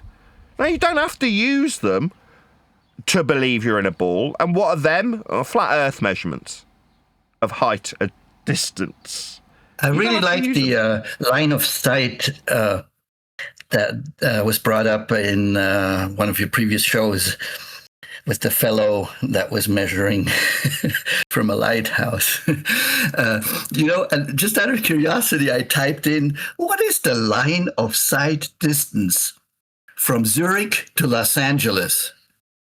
And you give that into Google and it says the line of sight, brackets, straight line, distance between Zurich and Los Angeles is approximately 5,938 miles. As the crow flies. That's great, man. It's because it's an actual terminology in surveying. They have these specific terms for Euclidean measurement, Euclidean being flat. Actual distance and straight line distance. That's the terminology for the as the crow flies distance, the shortest distance between 2 points, the Euclidean measured distance, as opposed to when you run a trundle wheel or an odometer over the road network. That would be the network distance. Very different to the flat Earth prerequisite derivation for calculation of network distance by estimation. What do you require for this calculation that is only accounting for level surfaces and the deviation and meandering roads with respect to it? Well, you'll need the Euclidean straight line distance, otherwise known as the actual distance. That is how we measure Earth. What do I hear in the distance? That's reification. No, it's a frickin' measurement. We've measured Earth. It's flat. So you think when it comes to money and lives being saved, you think they're going to use a trundle wheel? No, I mean, they might do if they want to actually measure the network distance. So I've given examples of that where they've done studies versus ambulance distance. So they can compare and contrast how long it would take as the crow flies with the shortest distance between 2 points measured in a Euclidean straight line fashion. That's Earth being measured flat when they study life and death scenarios for air ambulances, or the complex logistics of electricity distribution through substations. They want to know how far the network distance is, and they start by measuring what they call cells with the Euclidean straight line distance between them. That's how you measure Earth. Now, that's not reification. That's Earth measurement. Geography. That's what it is. Now, you, dumbos who think you're on a ball, rely on these axiomatic principles not getting mentioned for being flat Earth prerequisites. That's why there is no challenge anymore. No one's going to come here and suddenly overcome anything that I ever have to say on this subject, ever. Because within 30 seconds of them talking to me, that's ball believers, otherwise known as consensus cucks, will use flat Earth measurements at some point. So the guy who's saying, I've measured Earth as a ball. Oh, really? How did you do that? I went and took 12 flat Earth prerequisite measurements and then sniffed my own farts. Really? That's what you did? Yep, that was me measuring a ball. I took 12 flat Earth measurements and then ignored them all. That's what you do. Now, it's like shooting fish in a barrel now. When people come to me and start saying, if I describe how gas spreads out and compare the jungle to the desert, then the dissipation would mean an inhomogeneous dispersion of gases rather than a homogeneous one. What say you, flat earther? At altitude, the gas over the desert is going to be about the same as the gas at ground level in the jungle. Why?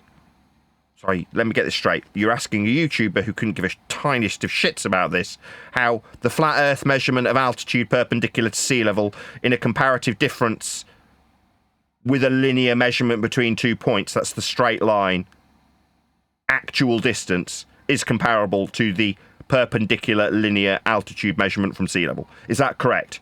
Yes. You've got no explanation for the dispersion of gases described with the second law of thermodynamics. Is your answer that Earth's measured flat for altitude and distance? Yeah, it is, yeah. Yeah, that's kind of why I'm here. I'm a flat Earth YouTuber, and here we are talking about how flat Earth will be measured in miles and altitude. No, well, it's very important that we discuss how gas is spread out. I need to know how quickly that man can sniff my farts.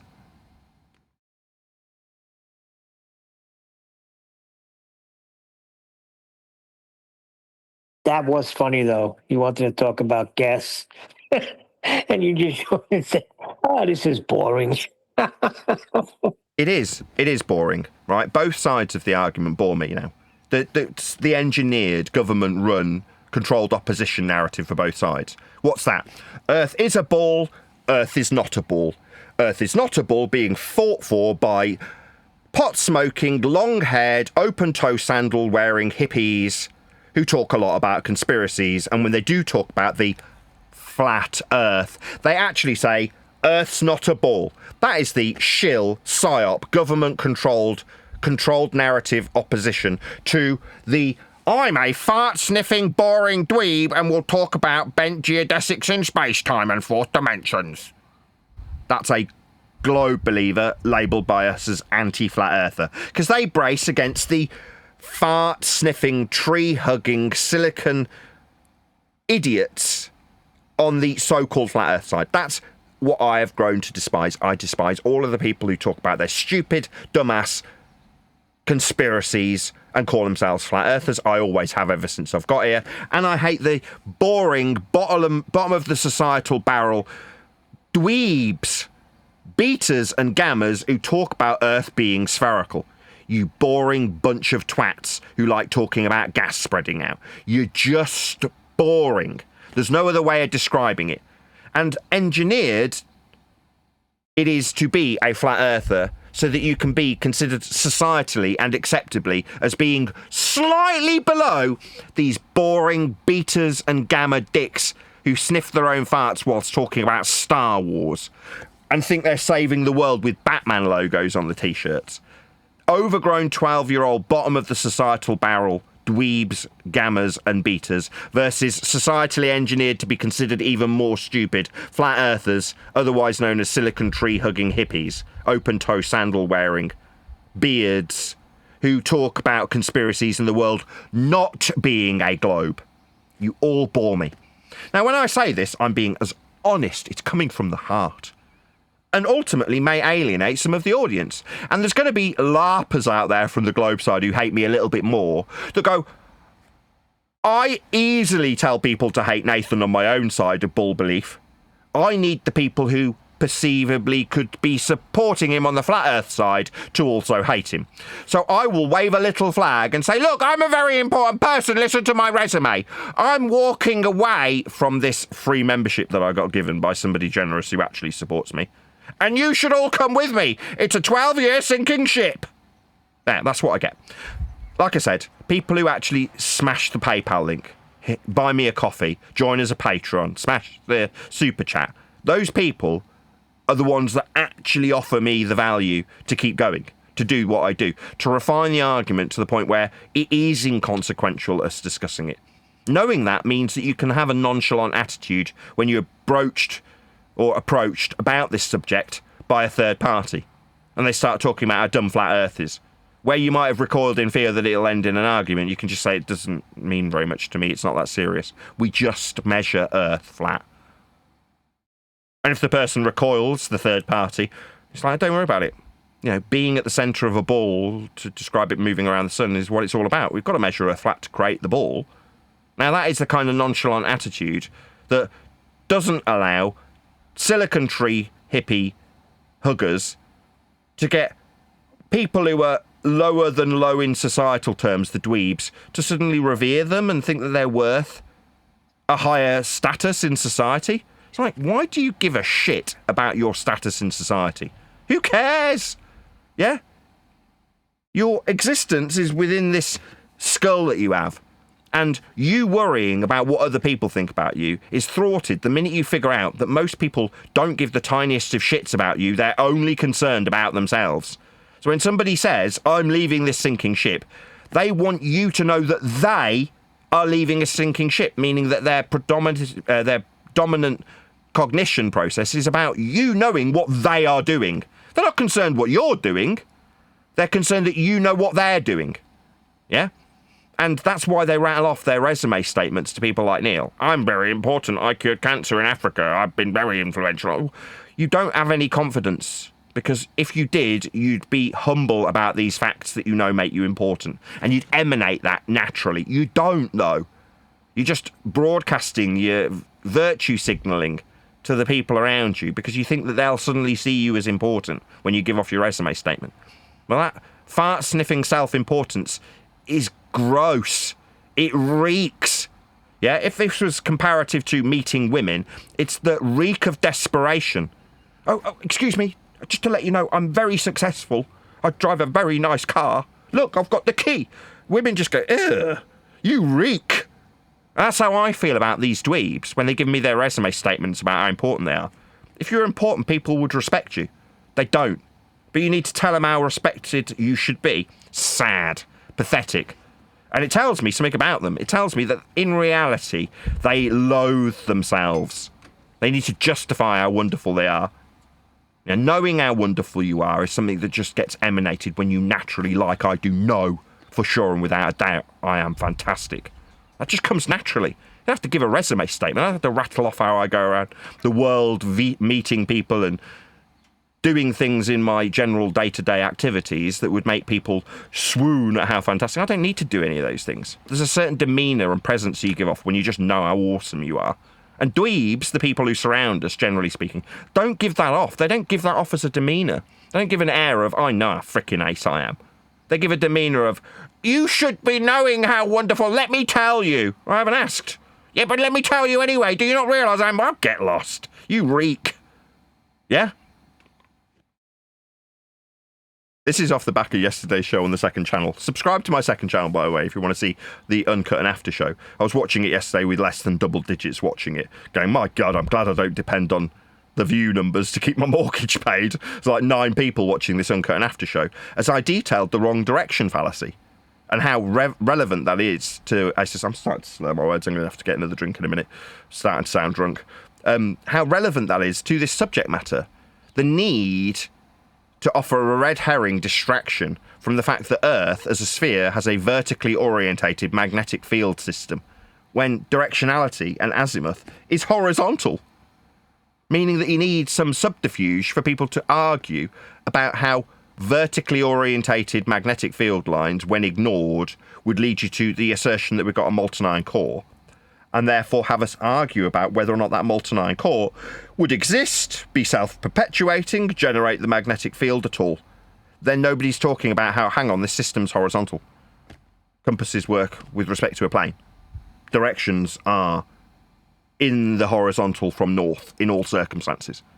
There's nothing about this system of directionality for mapping and travelling and negotiating the terrain that has any relevance to a ball with a vertically orientated field. We don't have that.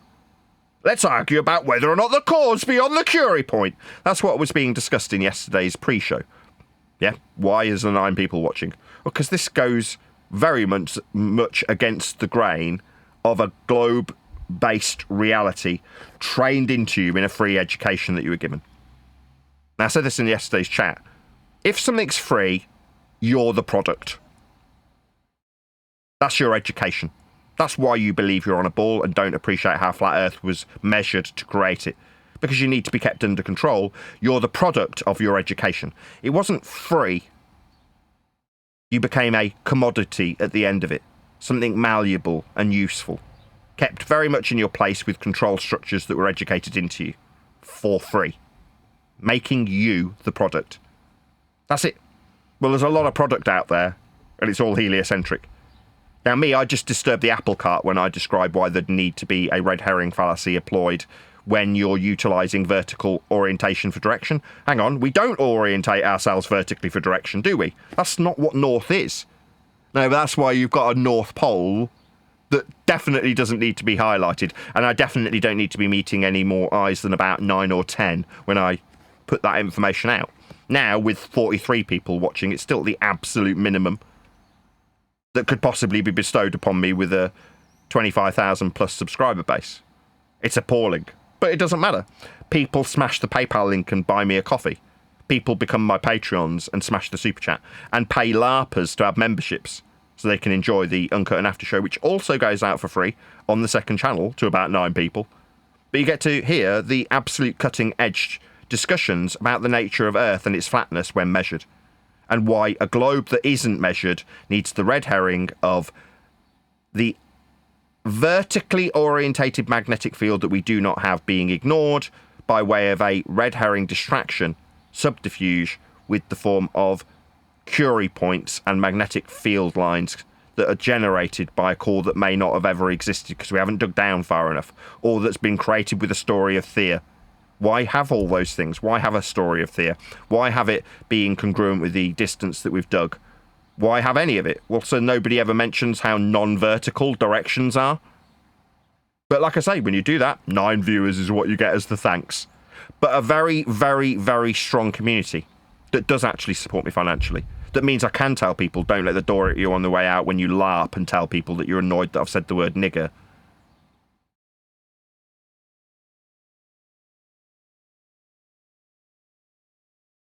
Oh boy, you're in for it now. And I think you made a mistake. I think we got up to 10 yesterday. Yeah. But like I say, I'm just very, very grateful that I've built a community. The financial support isn't dependent on ad revenue. Having 100 viewers would mean that that video would make a couple of bucks for me. And given the number of videos I have, those couple of bucks add up. Well, that isn't the case when there's only 9 people watching and the video doesn't even hit 100 views on the second channel. Like, that's not going to generate any ad revenue.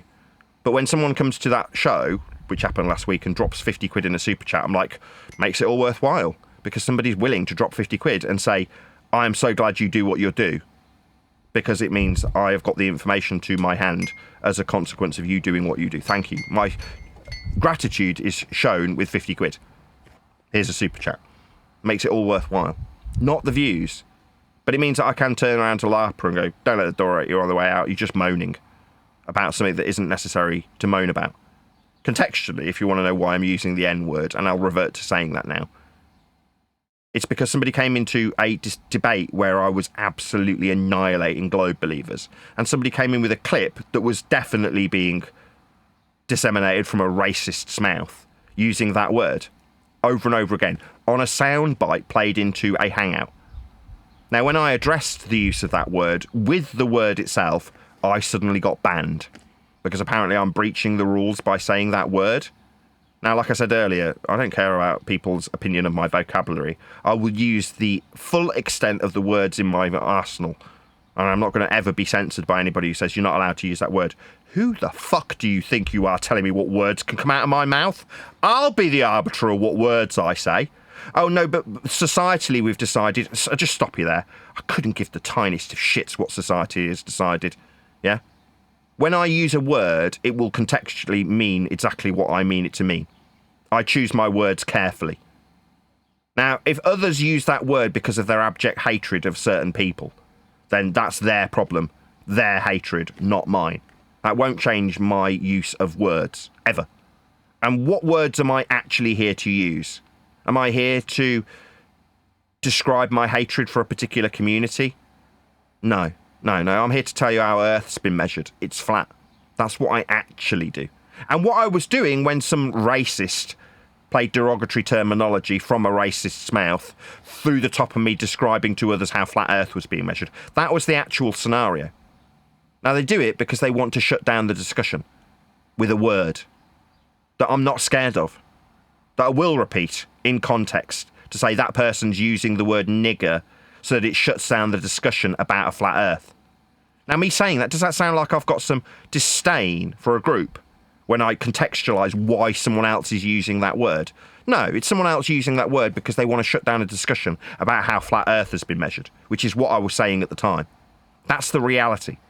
Now, other people will use and weaponise those words when they demonstrate their obvious hatred for a group of people, which I do not have. I do understand how Earth has been measured, though. That's primarily what I'm here for. That's what my purpose is. I'm going to get a drink. I'm literally slurring my words now. Back in a second. Well, I'm kind of confused with some people in here. Now, one guy saying QE did you all a favor. But now I hear this guy saying, imagine giving this guy money for saying the word nigger with a hard R. Little little misleading belief to glob.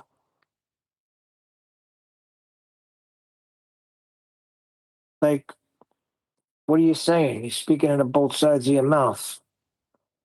You're saying you still love Fridays, you love when Nathan went into worldwide debate, but you're not getting what happened at politics and why Nathan was banned.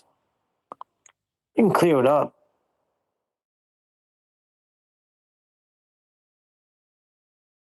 Sorry, Neil, I wasn't really paying attention. I was getting myself a mega pint of I was Fanta. talking to the chat anyway, because there's a guy in here, I was suspicious of him right from the beginning, but then he seemed to be okay.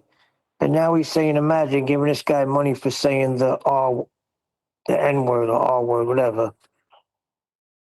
So I'm not too sure about this believe to glob guy. I'll say it once more, right? My presence here online is not dependent on the audience. I had a great quote a couple of days ago. Someone was describing a conductor. In order to produce the best possible music from an orchestra, the conductor must turn his back on the audience. That is the position I find myself in. I see the information, the structure of what we have gathered over 10 years as my instruments. That's the orchestra. Now, the audience has to have my back turned to them in order for me to conduct this information. Now, I appreciate that having an audience affords me the ability to have people support me financially. That is to say, I receive Chow Yun Cat's super chat as a consequence of them being in my presence when I broadcast. But the metaphor of me having my back to the audience is my ability to say, what you're doing while I'm conducting this orchestra behind my back must be inconsequential to me. Yeah? What's that? You're leaving the auditorium, you say, because you didn't like the notes that were struck by the piano. Okay? Don't make too much noise as you go, oh, we're still hearing him. What's that? You're going to go to the snack shop and come back, but you're not going to be here for the full... Just leave and don't come back. I'm busy conducting an orchestra. You don't need to be here. My back's to you and I don't care. What I do care about is the sound of the slamming door. Yeah? That's irritating. Get lost. But the message, regardless of if the audience is empty, yeah, what is filling the auditorium is still beautiful. Yeah? I feel that it is a necessary endeavour to refine these arguments to the point where they're no longer arguments. They become etheric. They dissipate through the world that you inhabit and become less consequential. That less consequential means that you, as a normal person, can broach these subjects with next man without it falling into the row category that Flat Earth is preordained to be. Now that, to me, is the reason why people perceive what I do as valuable and will support me financially. Speaking of which, I should really shout out Chow Yun Cat's super chat. So shout out to Chow Yun Cat. Shout out to Paula Bible U, whose videos I had playing while I spent 7 hours assembling a small buffet. She's the best Christian teacher on YouTube, in my opinion, and a blessing to anyone who finds her channel. So I'll do a proper plug. So that's Bible U is the name of the YouTube channel, and Paula's the videographer's name. And she obviously runs a Christian channel. She was formerly known as Bible Literalist. I was thinking about it the other day whilst watching Pearl. Pearl goes out and stands in front of churches and asks them, essentially, although this is more generalised, if they are willing to take the Bible literally. So Pearl's video today was her standing in front of a church and saying, are you women willing to obey your husbands? Because that is precisely what it says you should do in this Bible here that you all say you adhere to. Do you take the word of God as you see it in this Bible, in this book, at face value and literally? Do you honour and obey your husband. And she's got yes, but, yes, and no as the three categories that can answer. Now, the majority of them were no, and then the second most popular was yeah, but obey doesn't really mean we're symbiotic. You get those sorts of answers. So it's an interesting perception when you consider that Bible U's former channel name was Bible Literalist, because that's her general demeanour when she comes to researching the Bible. She looks at the words on the page and says, what does this literally say and therefore mean? And it tends to be the case that the words mean what they say and say what they mean. It's not that complicated. Like flat Earth. It ain't that complicated, it's just measured flat. When we say it's a distance linear and measured, that means that it's actually a reification fallacy. You're taking that which is real and reifying it into existence. No, we're just measuring it. It's not that serious. It's just a distance as the crow flies on a flat Earth. That's what it is. You have to like it. Same with the Bible. It says honour and obey. Do you or don't you? So you don't take the word to be literal then. You decide to put your own interpretation on it because you don't like the idea of obeying your husband. My wife's just walked in while I'm talking about this. She's not paying the slightest bit of attention. She doesn't care. Well, a lot of people are asking, where is she lately? Paula doesn't come in here anymore because as soon as she is in the chat, certain people show up and begin to harass her, and she's tired of it. Yeah, fair enough.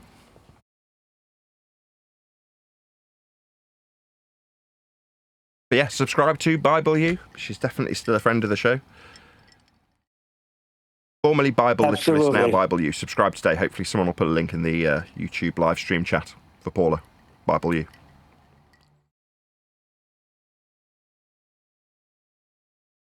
And she doesn't like my language either, which I can't blame her. She's a devout Christian, and I say a lot of swear words. So from a certain perspective, she values what I do, but doesn't like my sweary language, and it's something that I struggle with. So from that point of view, quite often Paula will come and go, I just don't like the language you use. It does put me off. And you go, nah, I can't help that. In the most sincere words, I literally can't help it. I do it instinctually, if that's the correct word.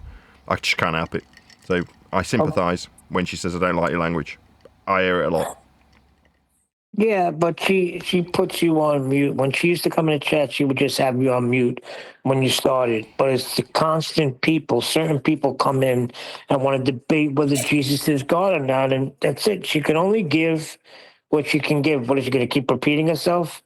These people don't have an understanding of the Word of God, and they want to just keep poking and poking and poking. So she just don't even bother anymore.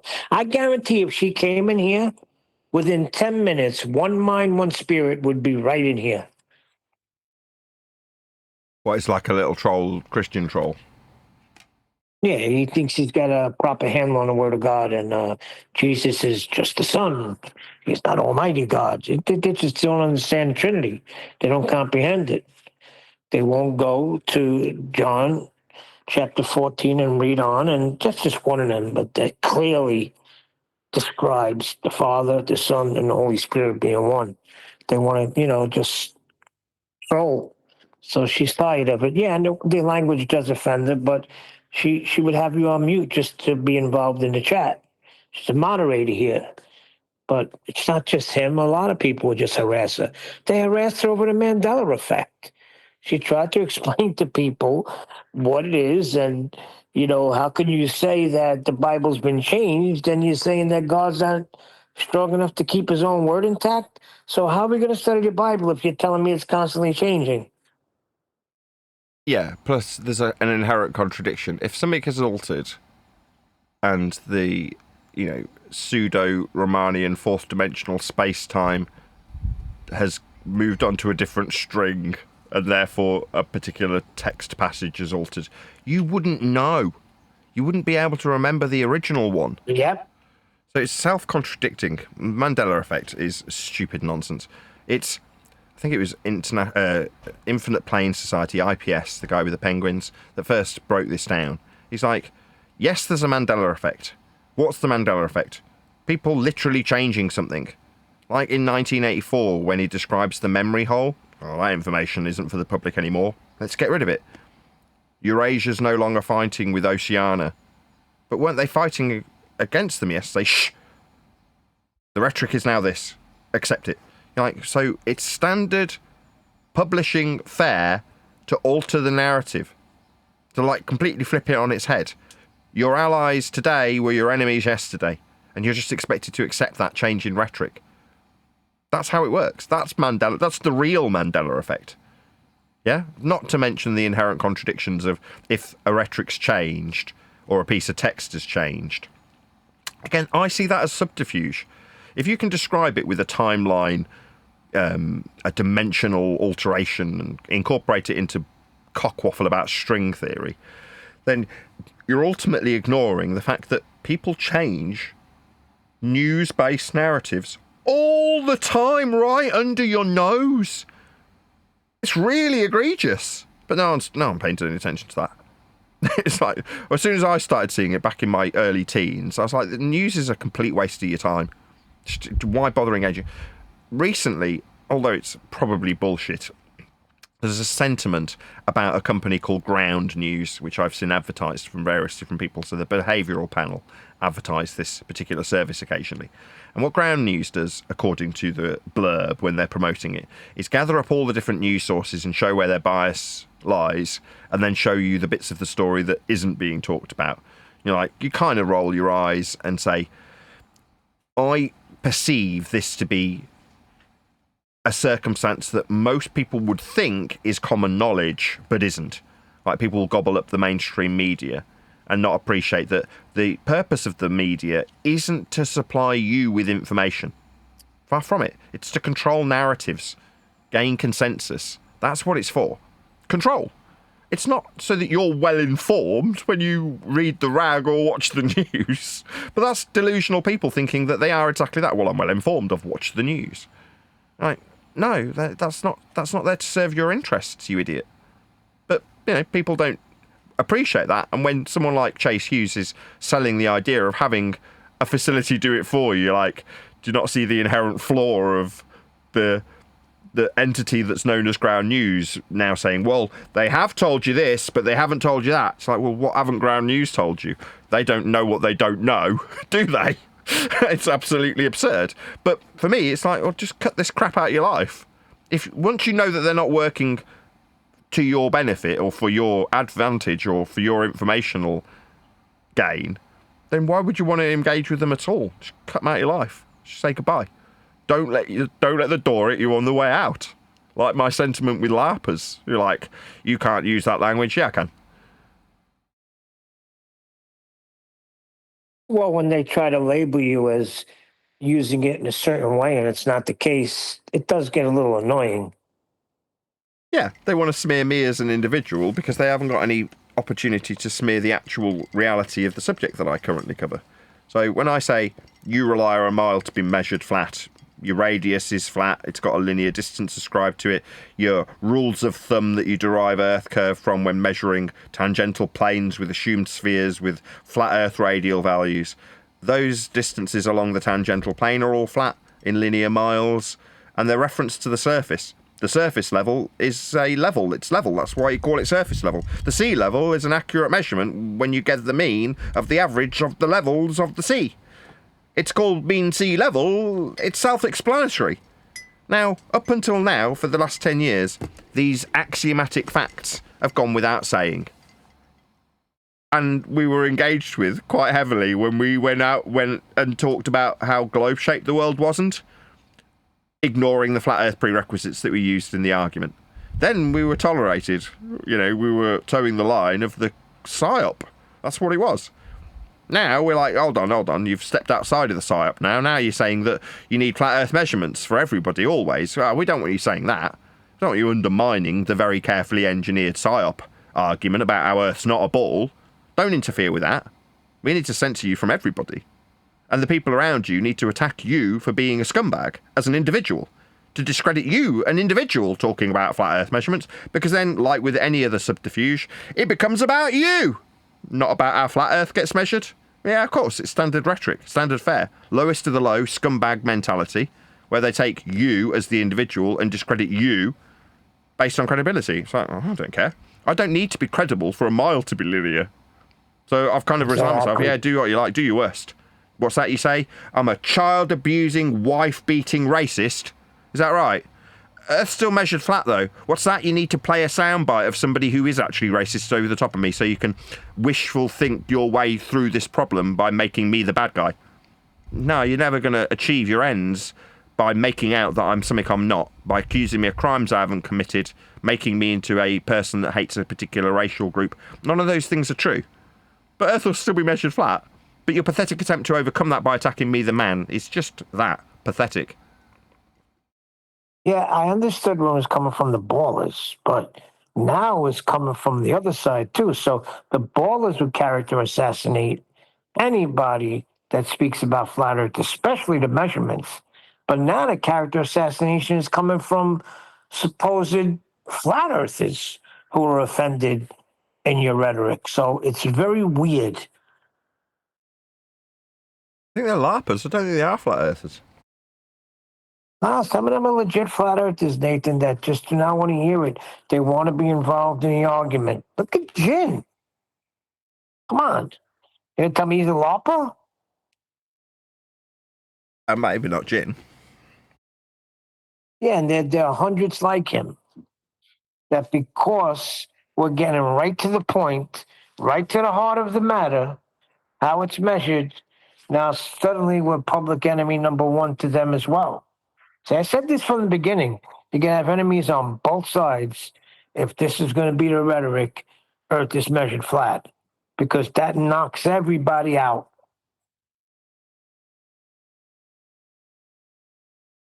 So from the chat, I've got Silent Matthew Roberts.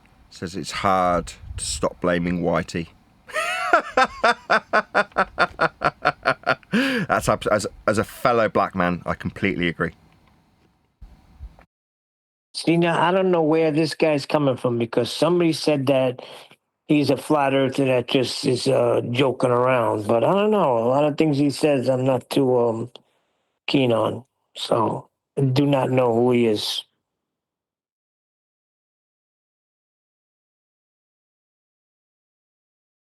Yeah, whites have been set against blacks. Shocking, isn't it? It's almost like there's a incentivized government narrative that keeps people distracted based on skin color. It's almost too basic to be true, really, when you think about it.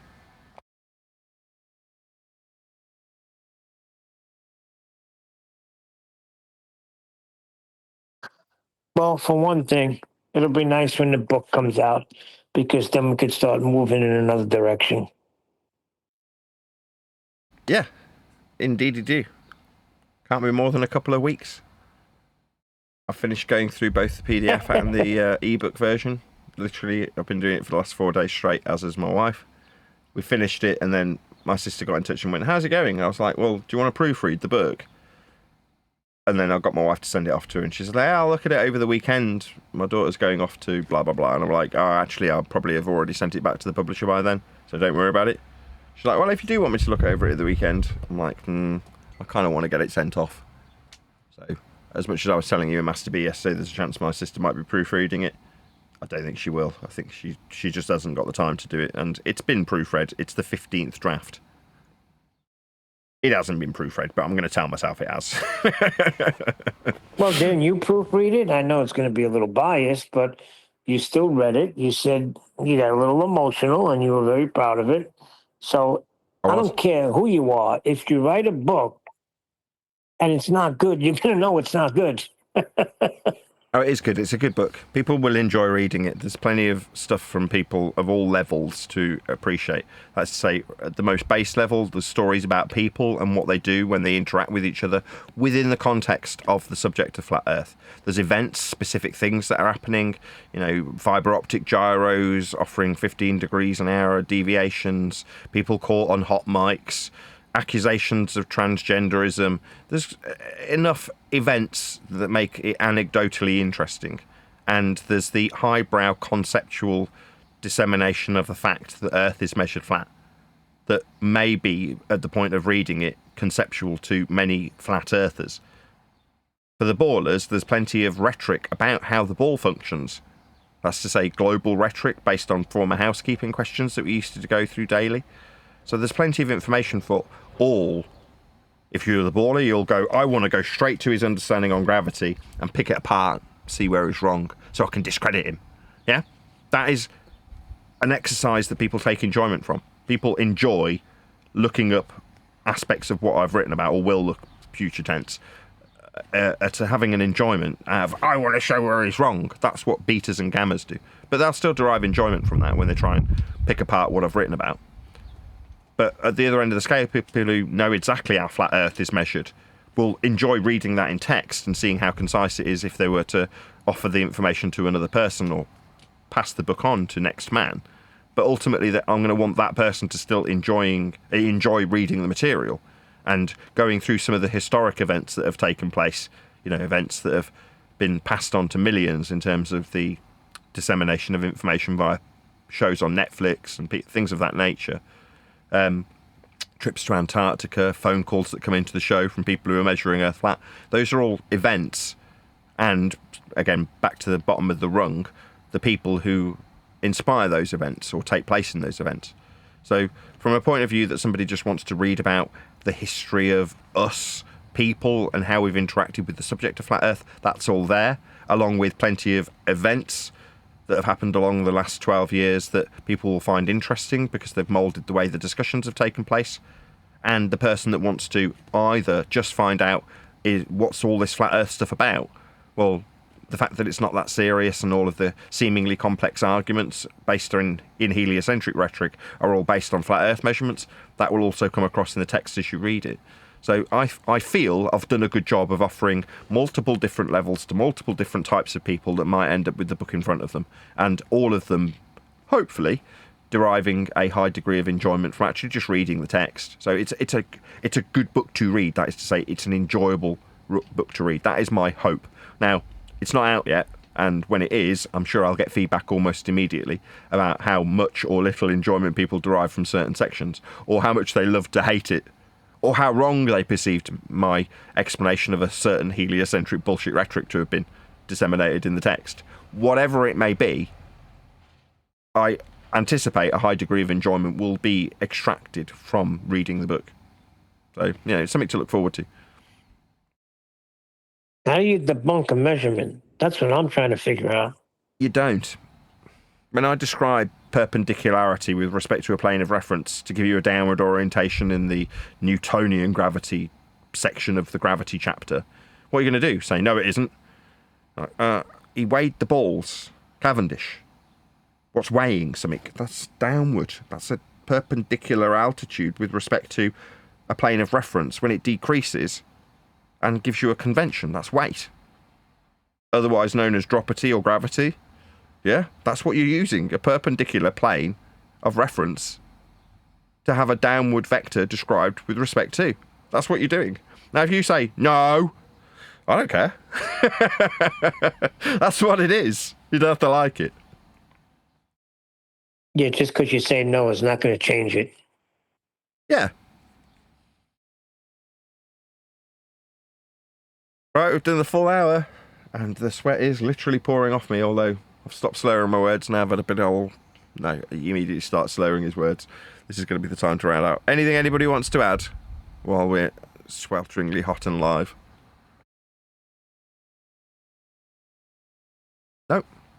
With that, I will say, if you are watching this on either Nathan Oakley 1980 or Nathan Oakley Primary Streams, then stay tuned, as there will be an after show to follow. Most of the places in the States, all the stores, like as soon as you go in, boom, you get hit with cold air and you want to stay in there. Even the factories. So I don't know.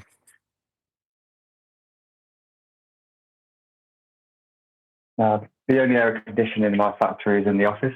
And the other day, the office staff asked if they could have it turned up a bit because it's a bit too cold. I bet the guys on the shop floor really love that. What's that? You're a bit too cold in your office, were you prick? Yeah. Find yourself slipping in the office more than often, right?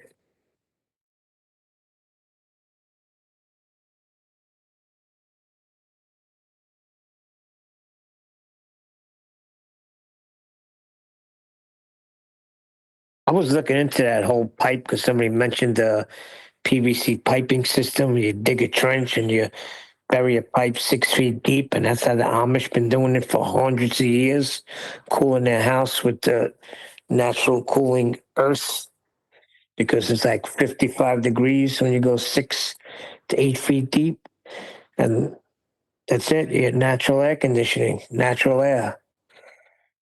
But of course, that knowledge is hidden. So, I mean, if I was able to get property and construct a house, I would definitely do that.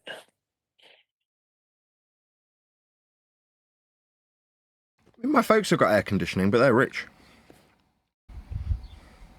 Yeah, but you could see why they wouldn't want to do that. You know how many, my brother would be right out of business if they started using that technology everywhere. If you do it right, I mean, you're gonna have a cool house.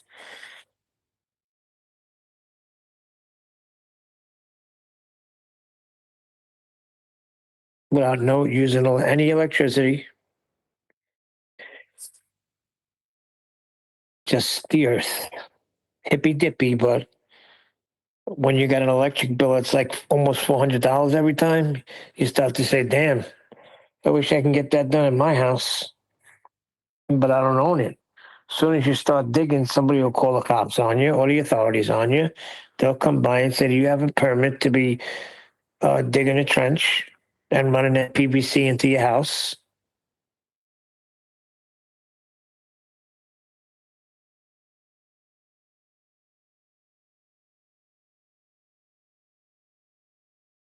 Yeah. You can't even build a deck without first going to the proper authorities. Even though you own the house, you can't just put a deck, connecting to your backyard. Because when we lived in Massford when I was a teenager, we had like a figure-8 shaped pool.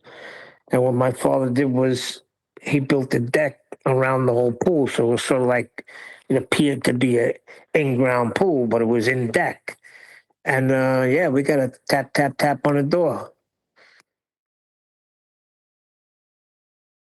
It's called planning permission over here. Yeah, it's called bullshit over here. Because if you buy a piece of property, you should be able to do what you want with it, especially if it's Within the law. making it better.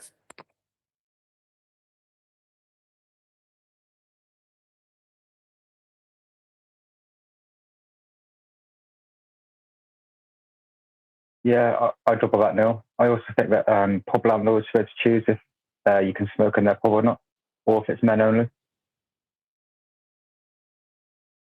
And let me tell you something about that figure-8 pool. That was the shit. Because we had a yard in the back and then a 2-car garage, right? So that blocked the view of the backyard because we had 2 yards, a yard, 2-car garage, and then another section of area.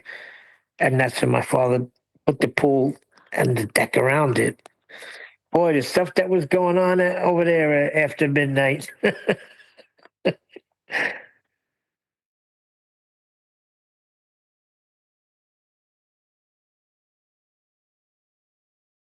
was a happening spot.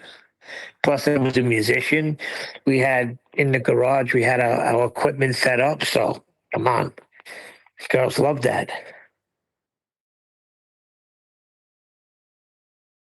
Nathan, it really tickled me the other day when that guy's video you were reviewing, and he said, "Thanks for watching. Hope you've enjoyed it."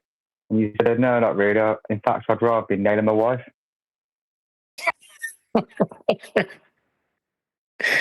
Uh, oh, that's What I that mean by guy that with is, the. he said he was out till midnight at the location and then had to drive 3 hours home. I'm like, I wouldn't do that. Now, what is it, 8, 9 years ago, Anthony Riley and myself, Spurs, and my wife, and indeed Anthony Riley's missus at the time, went down to St. Bees, I had my wife with me. So it's like, we're out and about and I'm enjoying being in my wife's company. I like my wife, in case you can't tell. But we're doing that stuff, but I'm doing it with my wife. Yeah. Whereas the idea today of going somewhere 3 hours away to measure Earth as a complete folly, like it achieves nothing, just seems so ludicrous a concept. That's what I'm trying to get across. No, I'd rather be here with my wife. So wait, you said Anthony Riley was with you? What, when we went to St. Bees? Yeah. And Spurs. So how's he saying it's not the ground now? That's weird. I don't know. Who cares? Same applies when people turn against you that seem to be on your side. I don't care. What's that? Those people tend to ascribe themselves like some high degree of importance. Like if it wasn't for me, your show wouldn't stop. Just stop you there. Your show wouldn't. It's my show, though, isn't it? You know, you may have taken part temporarily, but who cares? You're not anymore. No, it's the getting up day after day in heat waves and putting out a live show for 10 straight years that builds up a bit of a legacy. Now, the only reason that's happened is because I wanted to keep the mortgage paid. You know, it's just a job that generates revenue, but it generates revenue because people highly value what I do. Now, there's people on the sidelines who are even partaking in the actual production of the show that suddenly ascribe themselves this value, like, if it wasn't for me, blah, blah, blah, blah, blah, blah, blah. You're like, what are you talking about? Well, I don't think Riley ever said that. Some other people put that on him with the housekeeping. But I'm just talking as how he seems like a pretty smart guy, and how he came up against the sextant and claiming that it's not the ground that's being measured. It was just very strange to me. Yeah, but what can you do? You say it's an elevation angle. What do you think elevation means? Oh, no, it's not the ground. Well, okay, you just don't understand what the word elevation means then. There's no other explanation I can, you know, offer you if you start telling me that an elevation angle has nothing to do with the ground. Yeah, it does. It's everything to do with the ground. That's what elevation means, from the ground.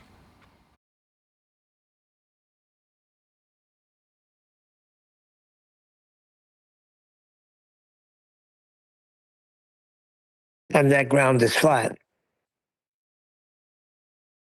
Yeah, you're acquiring that aspect for the angle.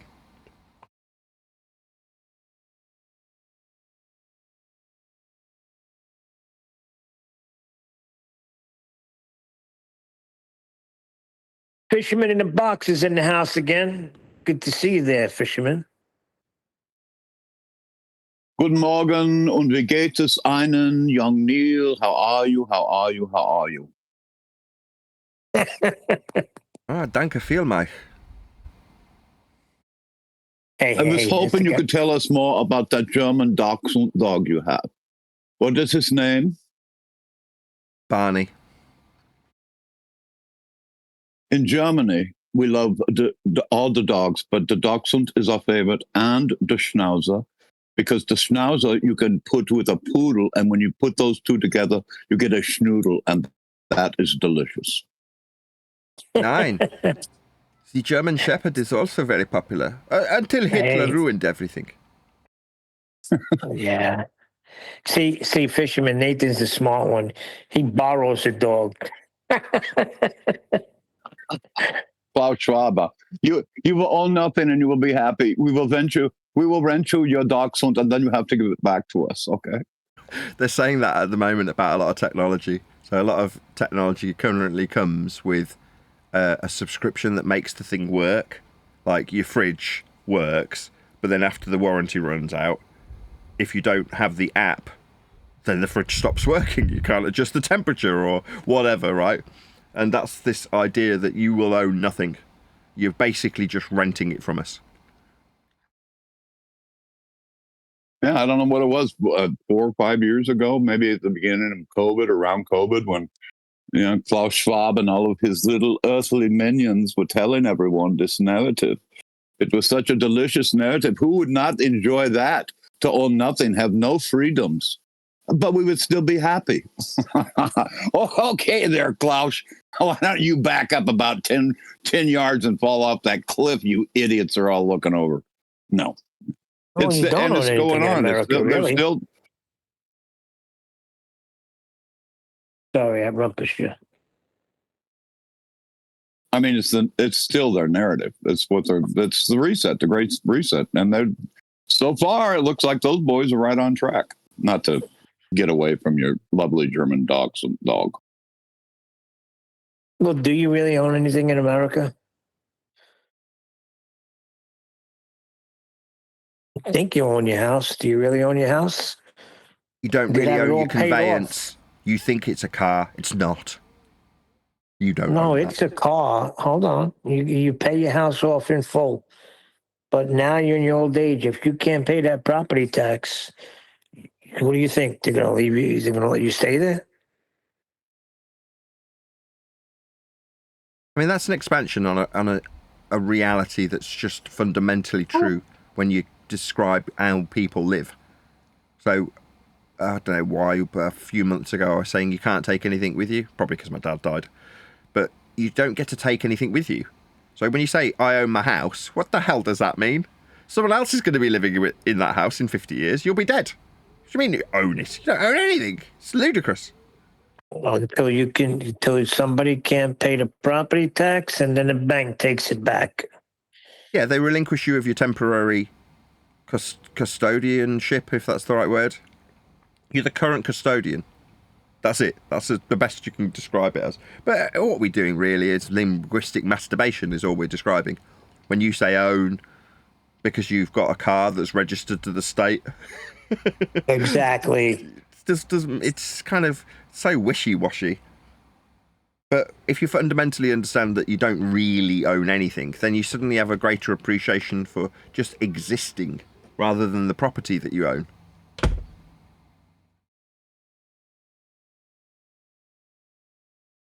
Well, property is a big thing. That's why they have us on a globe. If they could portray that there's no more property, then everything's good. Yeah. So already rich men can perceive that they've got more control over the land. Well, they won't own that land when they die either. I mean, it might be passed down their bloodline. The title to it might be retained by somebody that they've fathered or mothered, if you know what I mean. But so what? They're still dead. What did it matter? It mattered that they still have it and it's still in their family line. Yeah, but if that person didn't lead a decent, worthwhile life, but they did manage to succeed the title to certain lands that followed down their bloodline, would you not say that that's a complete waste of their time if they didn't lead a decent life? So what if you pass the land on to your kids? Some people prioritise that stuff way above the actual experience of life itself. Amen. Well, let's just speculate that there is more land out there, right? We know it's not a globe. We know it's flat. But have we surveyed all of the land? No, I don't think so. No, I doubt it. Okay, so that means if you're speculating there's more land out there, then that there's more land that maybe other people can acquire. You know? Can't have that.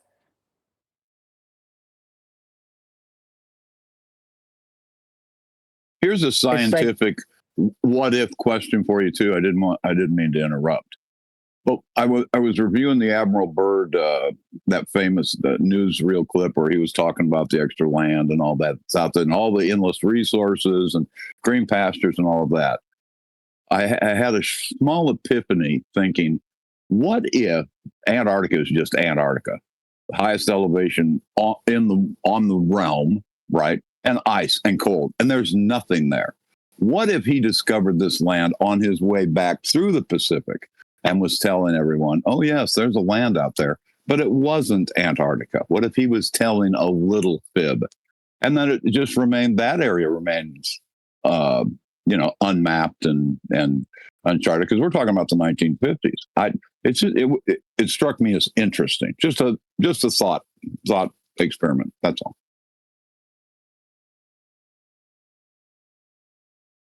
Well, it's the same thing like that guy with the diamonds, the diamond guy that I did a job for. He was telling me diamonds are really not worth anything because if some African group find a diamond cave and they want to flood the market, there's nothing we could do.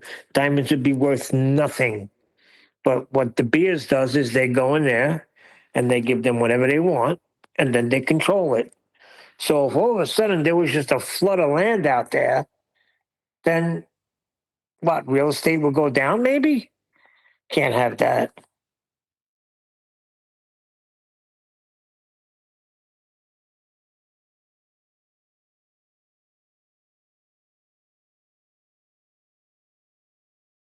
You mean everybody can have a piece of land where they could maybe start homesteading and get out of this freaking buy what the grocery stores are offering you?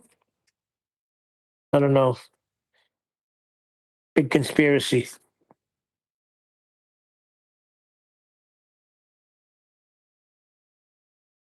You still want a loftier purpose, I feel, Neil.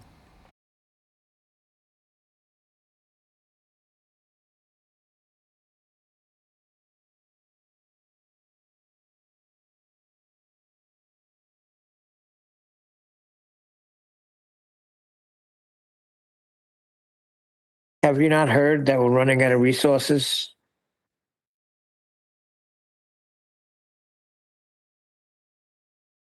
I don't know, I think we could probably solve that with a high degree of taxation. That's good.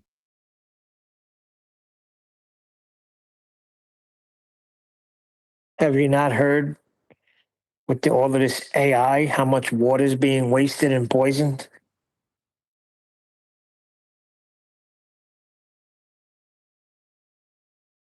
At the risk of repeating myself, I think we could resolve that with a high degree of taxation.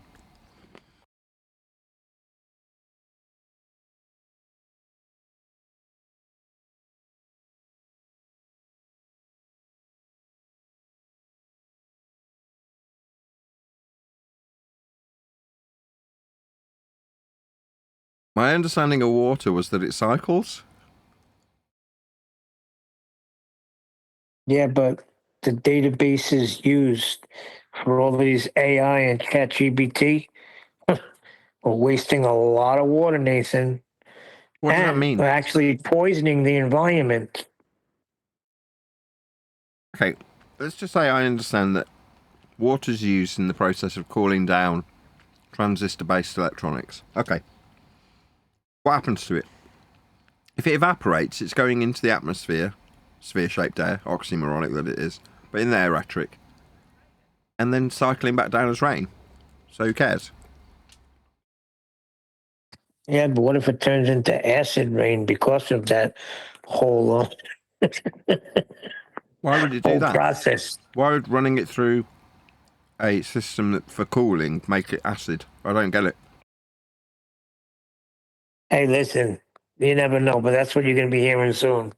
That the rain that's coming down is poison because of the freaking ChatGPT and AI database centers that use extreme amount of water to cool it down. Because everybody's supposed to be a philosopher now. AI's taking over. No need for people anymore. Why would that make the water bad? Using it for I don't know. cooling. So what?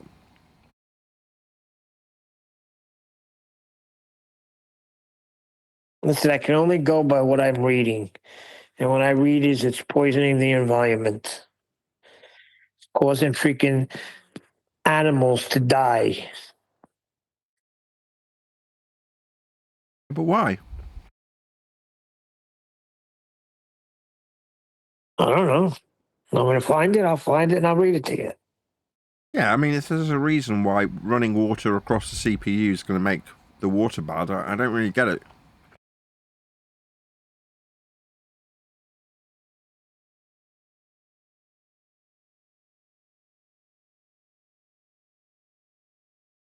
I mean, the right and proper thing to do is to pump billions into researching this. It's just a few pence in tax. But we should definitely research this at great expense.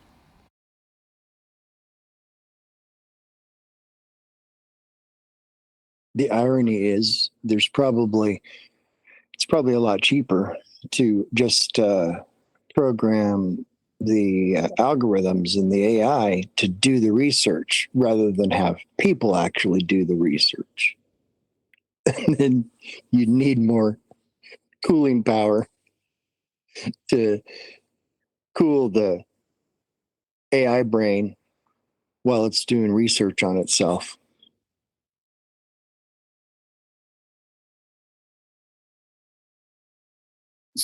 So the AI would have to say, can we pause for a moment so I can get a sip of water?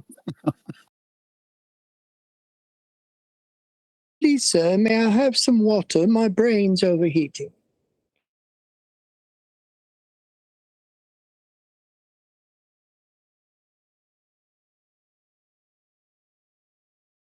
I don't know that it's so much the contamination of the water, although I think that's a possibility. I don't know what the studies, I don't know anything about it either. But I know here in the States, I think the question is the availability of water. And apparently, according to them, they need mass amounts of water as they need mass amounts of power, be it, electricity or Right. whatever they're going to use. It says the build out of data centers raises electricity rates, increases pollution, and undermines clean energy and climate goals. There you go. But now they have this all on a globe. Climate emergency. Is that a new I'm term? not sure what a climate goal is. It's a derivative buzzword. First you had global warming, then you had climate change. Now we've got a climate emergency, and we've got some climate statistics that we need to establish To reach That's our correct. climate We're in goal. the emergency state right now. Sounds like I should be moderately afraid. Sorry, am I correct in my assessment? Moderately afraid? Maybe very afraid. Can you let me know how I'd afraid I be need to be? very, very afraid. Is that number 7 on the scale? Perhaps 8. I'll write that down. 8. Oh my God, this sounds terrifying, Neil. I think we should spend some money immediately. I've got an idea, taxation. That's a bloody good idea. I just asked AI and it had the same answer. So I don't know. Sounds expensive. And now we have consensus. Hey, Harp had a whole big thing he posted in FED chat, condemning this.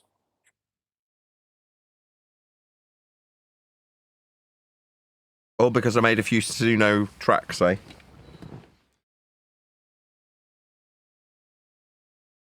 That's correct. You're putting musicians out of work. Look at all the toll booth people that have been put out of work, and look at McDonald's and all the fast food restaurants. Now you have 1 or 2 cashiers, when before you had a whole line, maybe 10 or 15. Now you got to go up the kiosk yourself and put the order in. I find myself doing more work when I'm supposed to be going in the store and buying something. I got to work now. Should have used the app. There you go, using apps. People are using apps instead of pulling up and making and telling the people what their order is. This cannot be good for mankind, Nathan. Yeah, the robots are taking over, Neil. Pretty soon, McDonald's will automate the entire process of making a burger. They won't need people at all.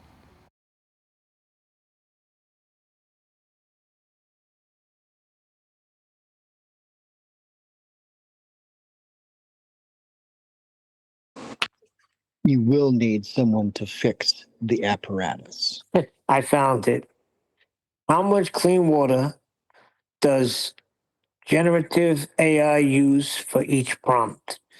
When you type a simple question into a chat box like ChatGPT, you might not think twice about what's happening behind the scenes. It feels like magic, fast, helpful, and often fun. But there's that dun dun dun coming as soon as I pull it up. Oh, that's it. I didn't get anything else. It's not giving me all the rest. Top gave this link, but it's not. Oh wait, here we go. Let's find out what's going on. To understand how AI uses water, we need to take a quick look at data centers. Massive buildings filled with servers that run powerful models like GPT. These servers get very hot while processing information. And just like your laptop fans kicks in when it's overheating, data centers also need cooling system. One way to stay cool is through the use of water-based cooling. This cooling water is often clean, treated water, and large AI models need a lot of it to stay operational. All right, this much we know. So how is it making it poison? That's what I want to know. According to research and reports from institutions like the University of California, Riverside, and industry sources, each prompt to a large language model like ChatGPT consume about 500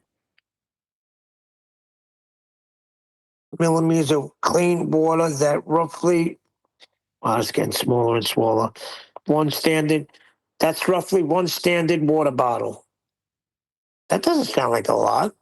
Oh, each prompt. So every time you put a song in, Nathan, you might be using freaking a case of water. What's wrong with you? Well, I asked it, I just made a thumbnail and I said, how much water was wasted making this image? It says, recent estimates for a single AI prompt, text or image roughly range from a few drops of water, around 0.2 to 0.3 millimeters for the prompt in a highly efficient data center, up to a few hundred milliliters spread over many prompts. One study estimated around 500 milliliter bottle for 10 to 50 chat GPT queries, depending heavily on the location and cooling method. For one image like the one we just made, you're probably looking at somewhere between a few drops and a couple of tablespoons of water in the cooling and power related use. Not zero, but quite small its own. The bigger concern is the cumulative impact when millions of images and prompts are generated daily, for which much research should be done, costing great amounts of taxpayer money. I got 5,100 Olympic-sized swimming pools. It also says, be afraid, be very afraid, I'll be back. Oh, boy. I mean, if that's the case, if they need cooling down, just build the freaking data centers in Antarctica. And you have people that need to work them, they rotate. You're on for 3 months, another crew comes in for 3 months. There's ways of doing this. Just like we have ways of making you talk. Can't we just get androids to go down there? Down there being south, horizontal antipodal positioning. Oh, here it is. Why does this matter? You ready for this? Access to clean water is a global issue. Told you, it's all about the globe. All of this is what I was trying to say with the whole freaking what's that? In the air, what were they talking about? Chemtrails and everything. All of this is pertaining to a globe that we know does not exist. So I count it all bullshit. I'm sorry.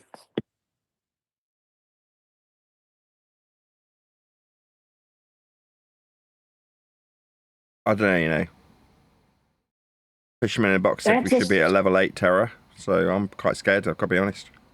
There you go. Access to clean water is a global issue. As AI continues to grow in popularity across industries, education, healthcare, business, and entertainment, the environmental footprint of AI becomes increasingly important to address. Water isn't the only resource AI consumes. There's also electricity and carbon emissions, but it's one we rarely hear about. The fact that AI models drink clean water to stay cool raises ethical and environmental questions. But this is all pertaining to the globe.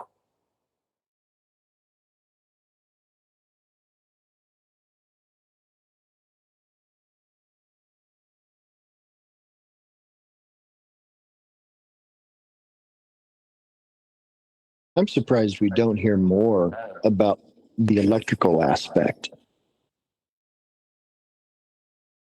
I mean, if these things are eating up kilowatts of power, there's there hasn't been any new power generation plants in years in America. Did I mention the ether power generation? Well, I've got a theory on that. Some guy asks, aren't these cooling systems closed systems just like a car? No, they just piss water out the side of the factory. Sorry, data center. And it's a complete waste. Unfortunately, the audience that this matters the most to doesn't have the patience to read it. And even after this warning, people will go and use ChatGPT to ask what 2 plus 2 is.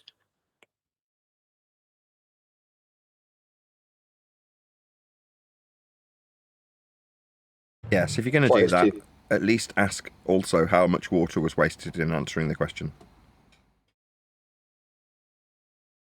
It's not just Nathan, even if it's a couple of drops in a tablespoon, that's just you.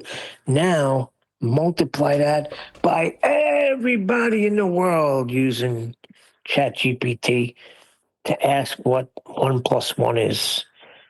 The world's going to crumble, Nathan. I don't know how you're not taking it serious. This is a very serious matter. It's basically my fault, Neil. I mean, don't know what the world's coming to.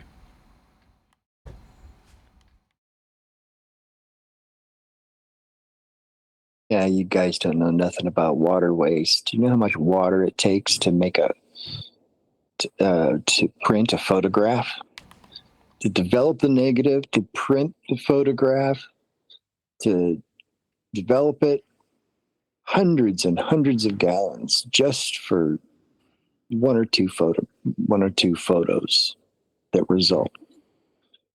You forget about all the factories that had to be built to get the trees and get the paper. That's just the paper side. And then you've got the ink side. So you need all the factories to be built to collect and produce the ink. And then you need the shipping companies to move them all. And then you need somebody to build a printer, which involves 100 different things to be made just for that printer. So it's a lot more than you think.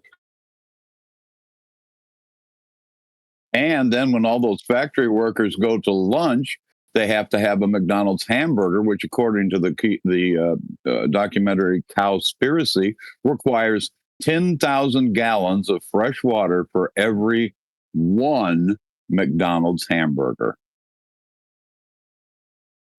Yeah, if you take every production cost in, you could soon rack that up.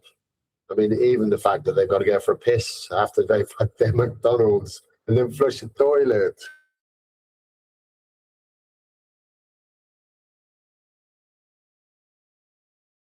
So And here in America, we keep drinking water in our toilets. Yeah, we do too in England.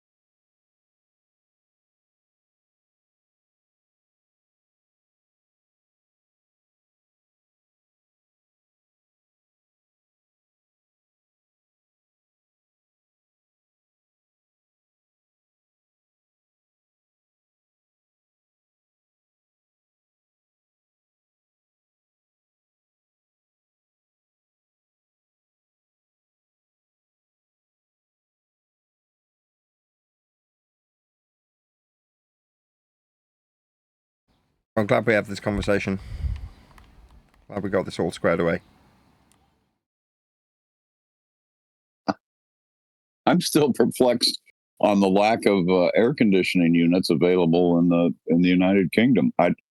Is that standard? Does it just not get that hot over there that often that people don't need air conditioners in their house? It's the latter. It generally doesn't get hot enough to justify having them all year round. So for the 1 week a year that it's like now, it's just not worth having aircon. It's been 50 years since we've had these temperatures. 1976. Yep. 15 days of 34 degrees. El Nino. It's the Grand El Nino this year. Yeah. And meanwhile, here in Minnesota, the temperature hasn't been above 70 in about, 9 months. And the sun's 93 million miles away.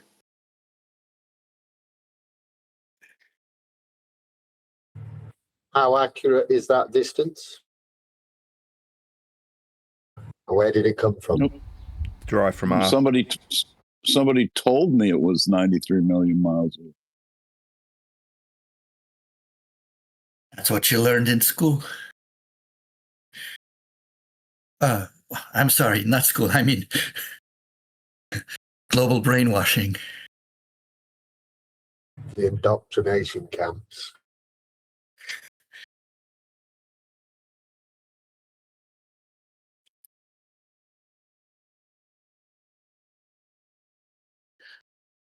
So I did a little bit more on Google here about this distance from Zurich to Los Angeles. And so then I looked at the flight time and all that stuff, and it's funny. So Google says line of sight, direct line of sight, the most direct line between Zurich and Los Angeles is this, what is it? Sorry, I'm just going to look it up again. 5,938 miles, so or 9,556 kilometers at a cruising speed of 925 kilometers an hour. You're coming to about 10 and a half hours. So, with the takeoff, lift, and landing at a half an hour, and that gives you 11 hours. And that's what they say. It comes back with a typical nonstop commercial flight on this route follows a curved great circle path that arcs near the Arctic, taking roughly 11 to 12 hours of flight time. Oh, that would be measured then. So it's I find it funny that that Google felt itself obliged to add that to the line of sight, straight line distance between Zurich and Los Angeles being the 5,938 miles. Because if it didn't add that, then if there was such a thing as the Globers claim, the plane would have to fly through the Earth. It would be a very interesting underground flight. Hey, but there's a contradiction there. Yeah, they just add on the contradictory narrative just to satisfy average normie who comes and goes, "Oh, that means it's globe shaped." Like that's satisfactory. Just to say, here's all these flat Earth prerequisites and measurements. That means it's on a ball, by the way. And that's enough for most people. Wait, he just said 10 hours, and at 10 hours of flying at a certain height, that's height over distance. Yeah, exactly. It's great circle. Just remember great circle, and that is why everything is worked out on a globe. Great circle and tangent, and that's all I can think of right now. Those are the two-word phrases that solve all the problems. Great circle, tangent. Don't you know about tangents? But if you leave England to go to the United States, the plane heads in a northerly direction. towards Iceland, and then goes back down to is that a great circle? I don't think that is. They do. The planes don't travel straight. Yes, they do. No, they don't travel straight direction wise. Their azimuth, their compass directions do change throughout the flight, and sometimes they have to make drastic changes. Here you're at Iceland, and you need to turn a little bit more east or whatever. But if you're generally going easterly, there's only one direction, that's north. All the rest are just anti-clockwise or clockwise or away from north. if you're looking at your compass, though, it will show you if you're going easterly or westerly. Generally, you will be curving ever so slightly, and your degree, you'll be at one point going northeast, and then you'll be going northeast, and then you'll east northeast. So that curving is a bit like the Coriolis. It's not real. It's only relative to the North Pole. Yeah. So we're not heading to the North Pole. So we're not really curving, are we?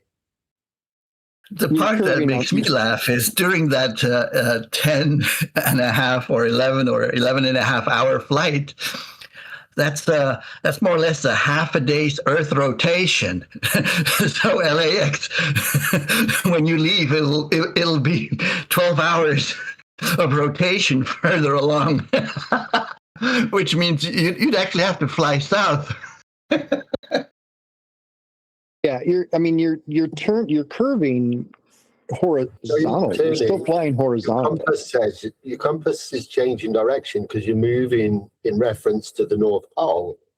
So as you move away from the North Pole or along a line in a straight line, your compass will keep changing because that's the reference point is moving from you. You're heading in a straight line. Yes, fair enough. What they're trying to, the compass moves. If you go straight, dead reckoning. Yeah, if you're going dead reckoning, point A to point B, over a long, long distance, yes, you will be flying straight, and it'll be dead reckoning, but your compass will change as your distance from north just changes. Yeah, so it's like the Coriolis effect. It's not real, it's just an effect. Right, but you can measure it. You can find out that your bearing is 38 degrees to one point, and another point it's 42 after you've flown a couple hours straight dead reckoning. And I think they call those rum lines. The great circles are only, I don't know, I'm going to get lost in my dweebiness, but aren't the great circles the meridians and not the latitude, or the longitudes, not the latitudes? One's rum line and great circles are what I'm familiar with hearing about. And most circle would be the circumference. So as long as you travel the full circumference, so you could do that from any point on the ball. So that doesn't have to do with the longitude, right? It's just circumference. So the equator would be classed, but you could take the equator line and put it anywhere around that ball, just move it anywhere around, and that would be fine. So then what is a rum line navigation? Because I understand that that's what most planes do. So they're just the smaller circles that don't fully take into account the full circumference, so they'll be off center, if you like.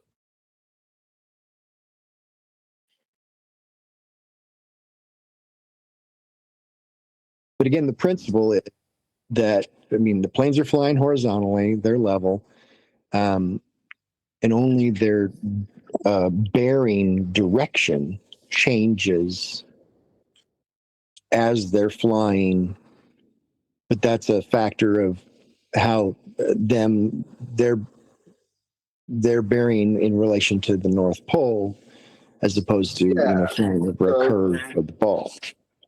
So if your compass pointed to your house and you drove into your street and your house was down on the right, as you approach your house, the compass is going to start changing direction till it points to your house. But then you carry on driving, your compass is going to now be pointing at your house, which is behind you. So you've only ever traveled in a straight line, which is why I think they say technically you're traveling the Great Circle, which is technically a straight line. We don't actually go around a ball, but you would be able to go in a straight line. And that's just enough to confuse people. And that's why when you can read, that's why even the AI will say great circles are straight lines. That's how they do it. And that's probably how they confuse that level means actually curved with the surface of the earth. It's amazing how much the truth can be still used and phrased in such a way that it changes the narrative and puts in your mind a globe while still telling you the truth. Yeah, we're traveling in a straight line. It's called the Great Circle because we're going around a ball. That's okay then when you translate that on a flat map and it looks like you're going up and round corners. Yeah. Yeah, and on the flat map, it's just because the flat maps are distorted, they're projections, and that's why when they show you a picture of an airplane going to Europe or whatever, and it goes past Iceland, it's a big arc. But then you put it on the AE map, and it's a straight line. And because the AE map is a globe projection, it's that straight line is just the arc. So damn confusing. Thank God for flight data.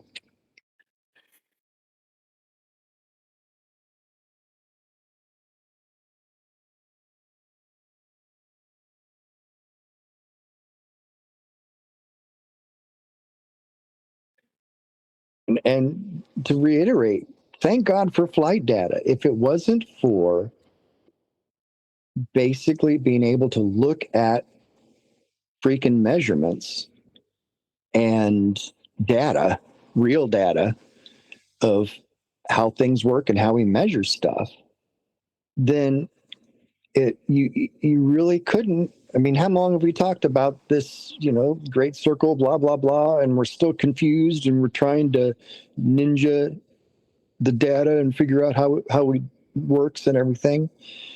But we're still can't figure it out. But when you get to the basic truth of how planes fly, and look, here's a graph that shows they fly straight and level with regard to sea level. That's the actual truth of it, no matter what they say, to conflate and confuse the issue. It's the same thing for elevation profiles. Just looking at an elevation profile of the United States, coast to coast, and it's flat, it's sea level, and look, here's all the mountains from coast to coast. And it shows here's the distance, 2,000 plus miles across the country, and 10,000 feet is the highest mountain or something. And just a simple graph. And I remember there's a special magic word you can use. what's that? It's locally. Yeah, local to the United States of America, right? Okay, but how's that local when you get on a plane and it travels 150 miles at 30,000 feet? That's just local. See, I only have to Measured with say the it's word. measured with air pressure with the altimeter. So you tell me. How are you measuring air pressure? From what altitude?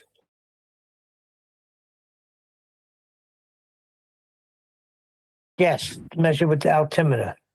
That's Altitude because above sea level. Yeah, but that's because all the air is local as well.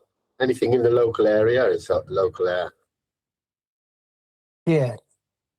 So from New York to California, when the flight levels off at 30,000 feet and travels almost 3,000 miles, Yeah, but that's not local to me, is it?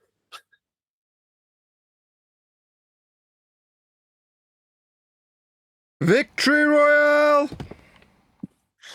yeah, it's a no-brainer. Earth is flat. Yeah, baby.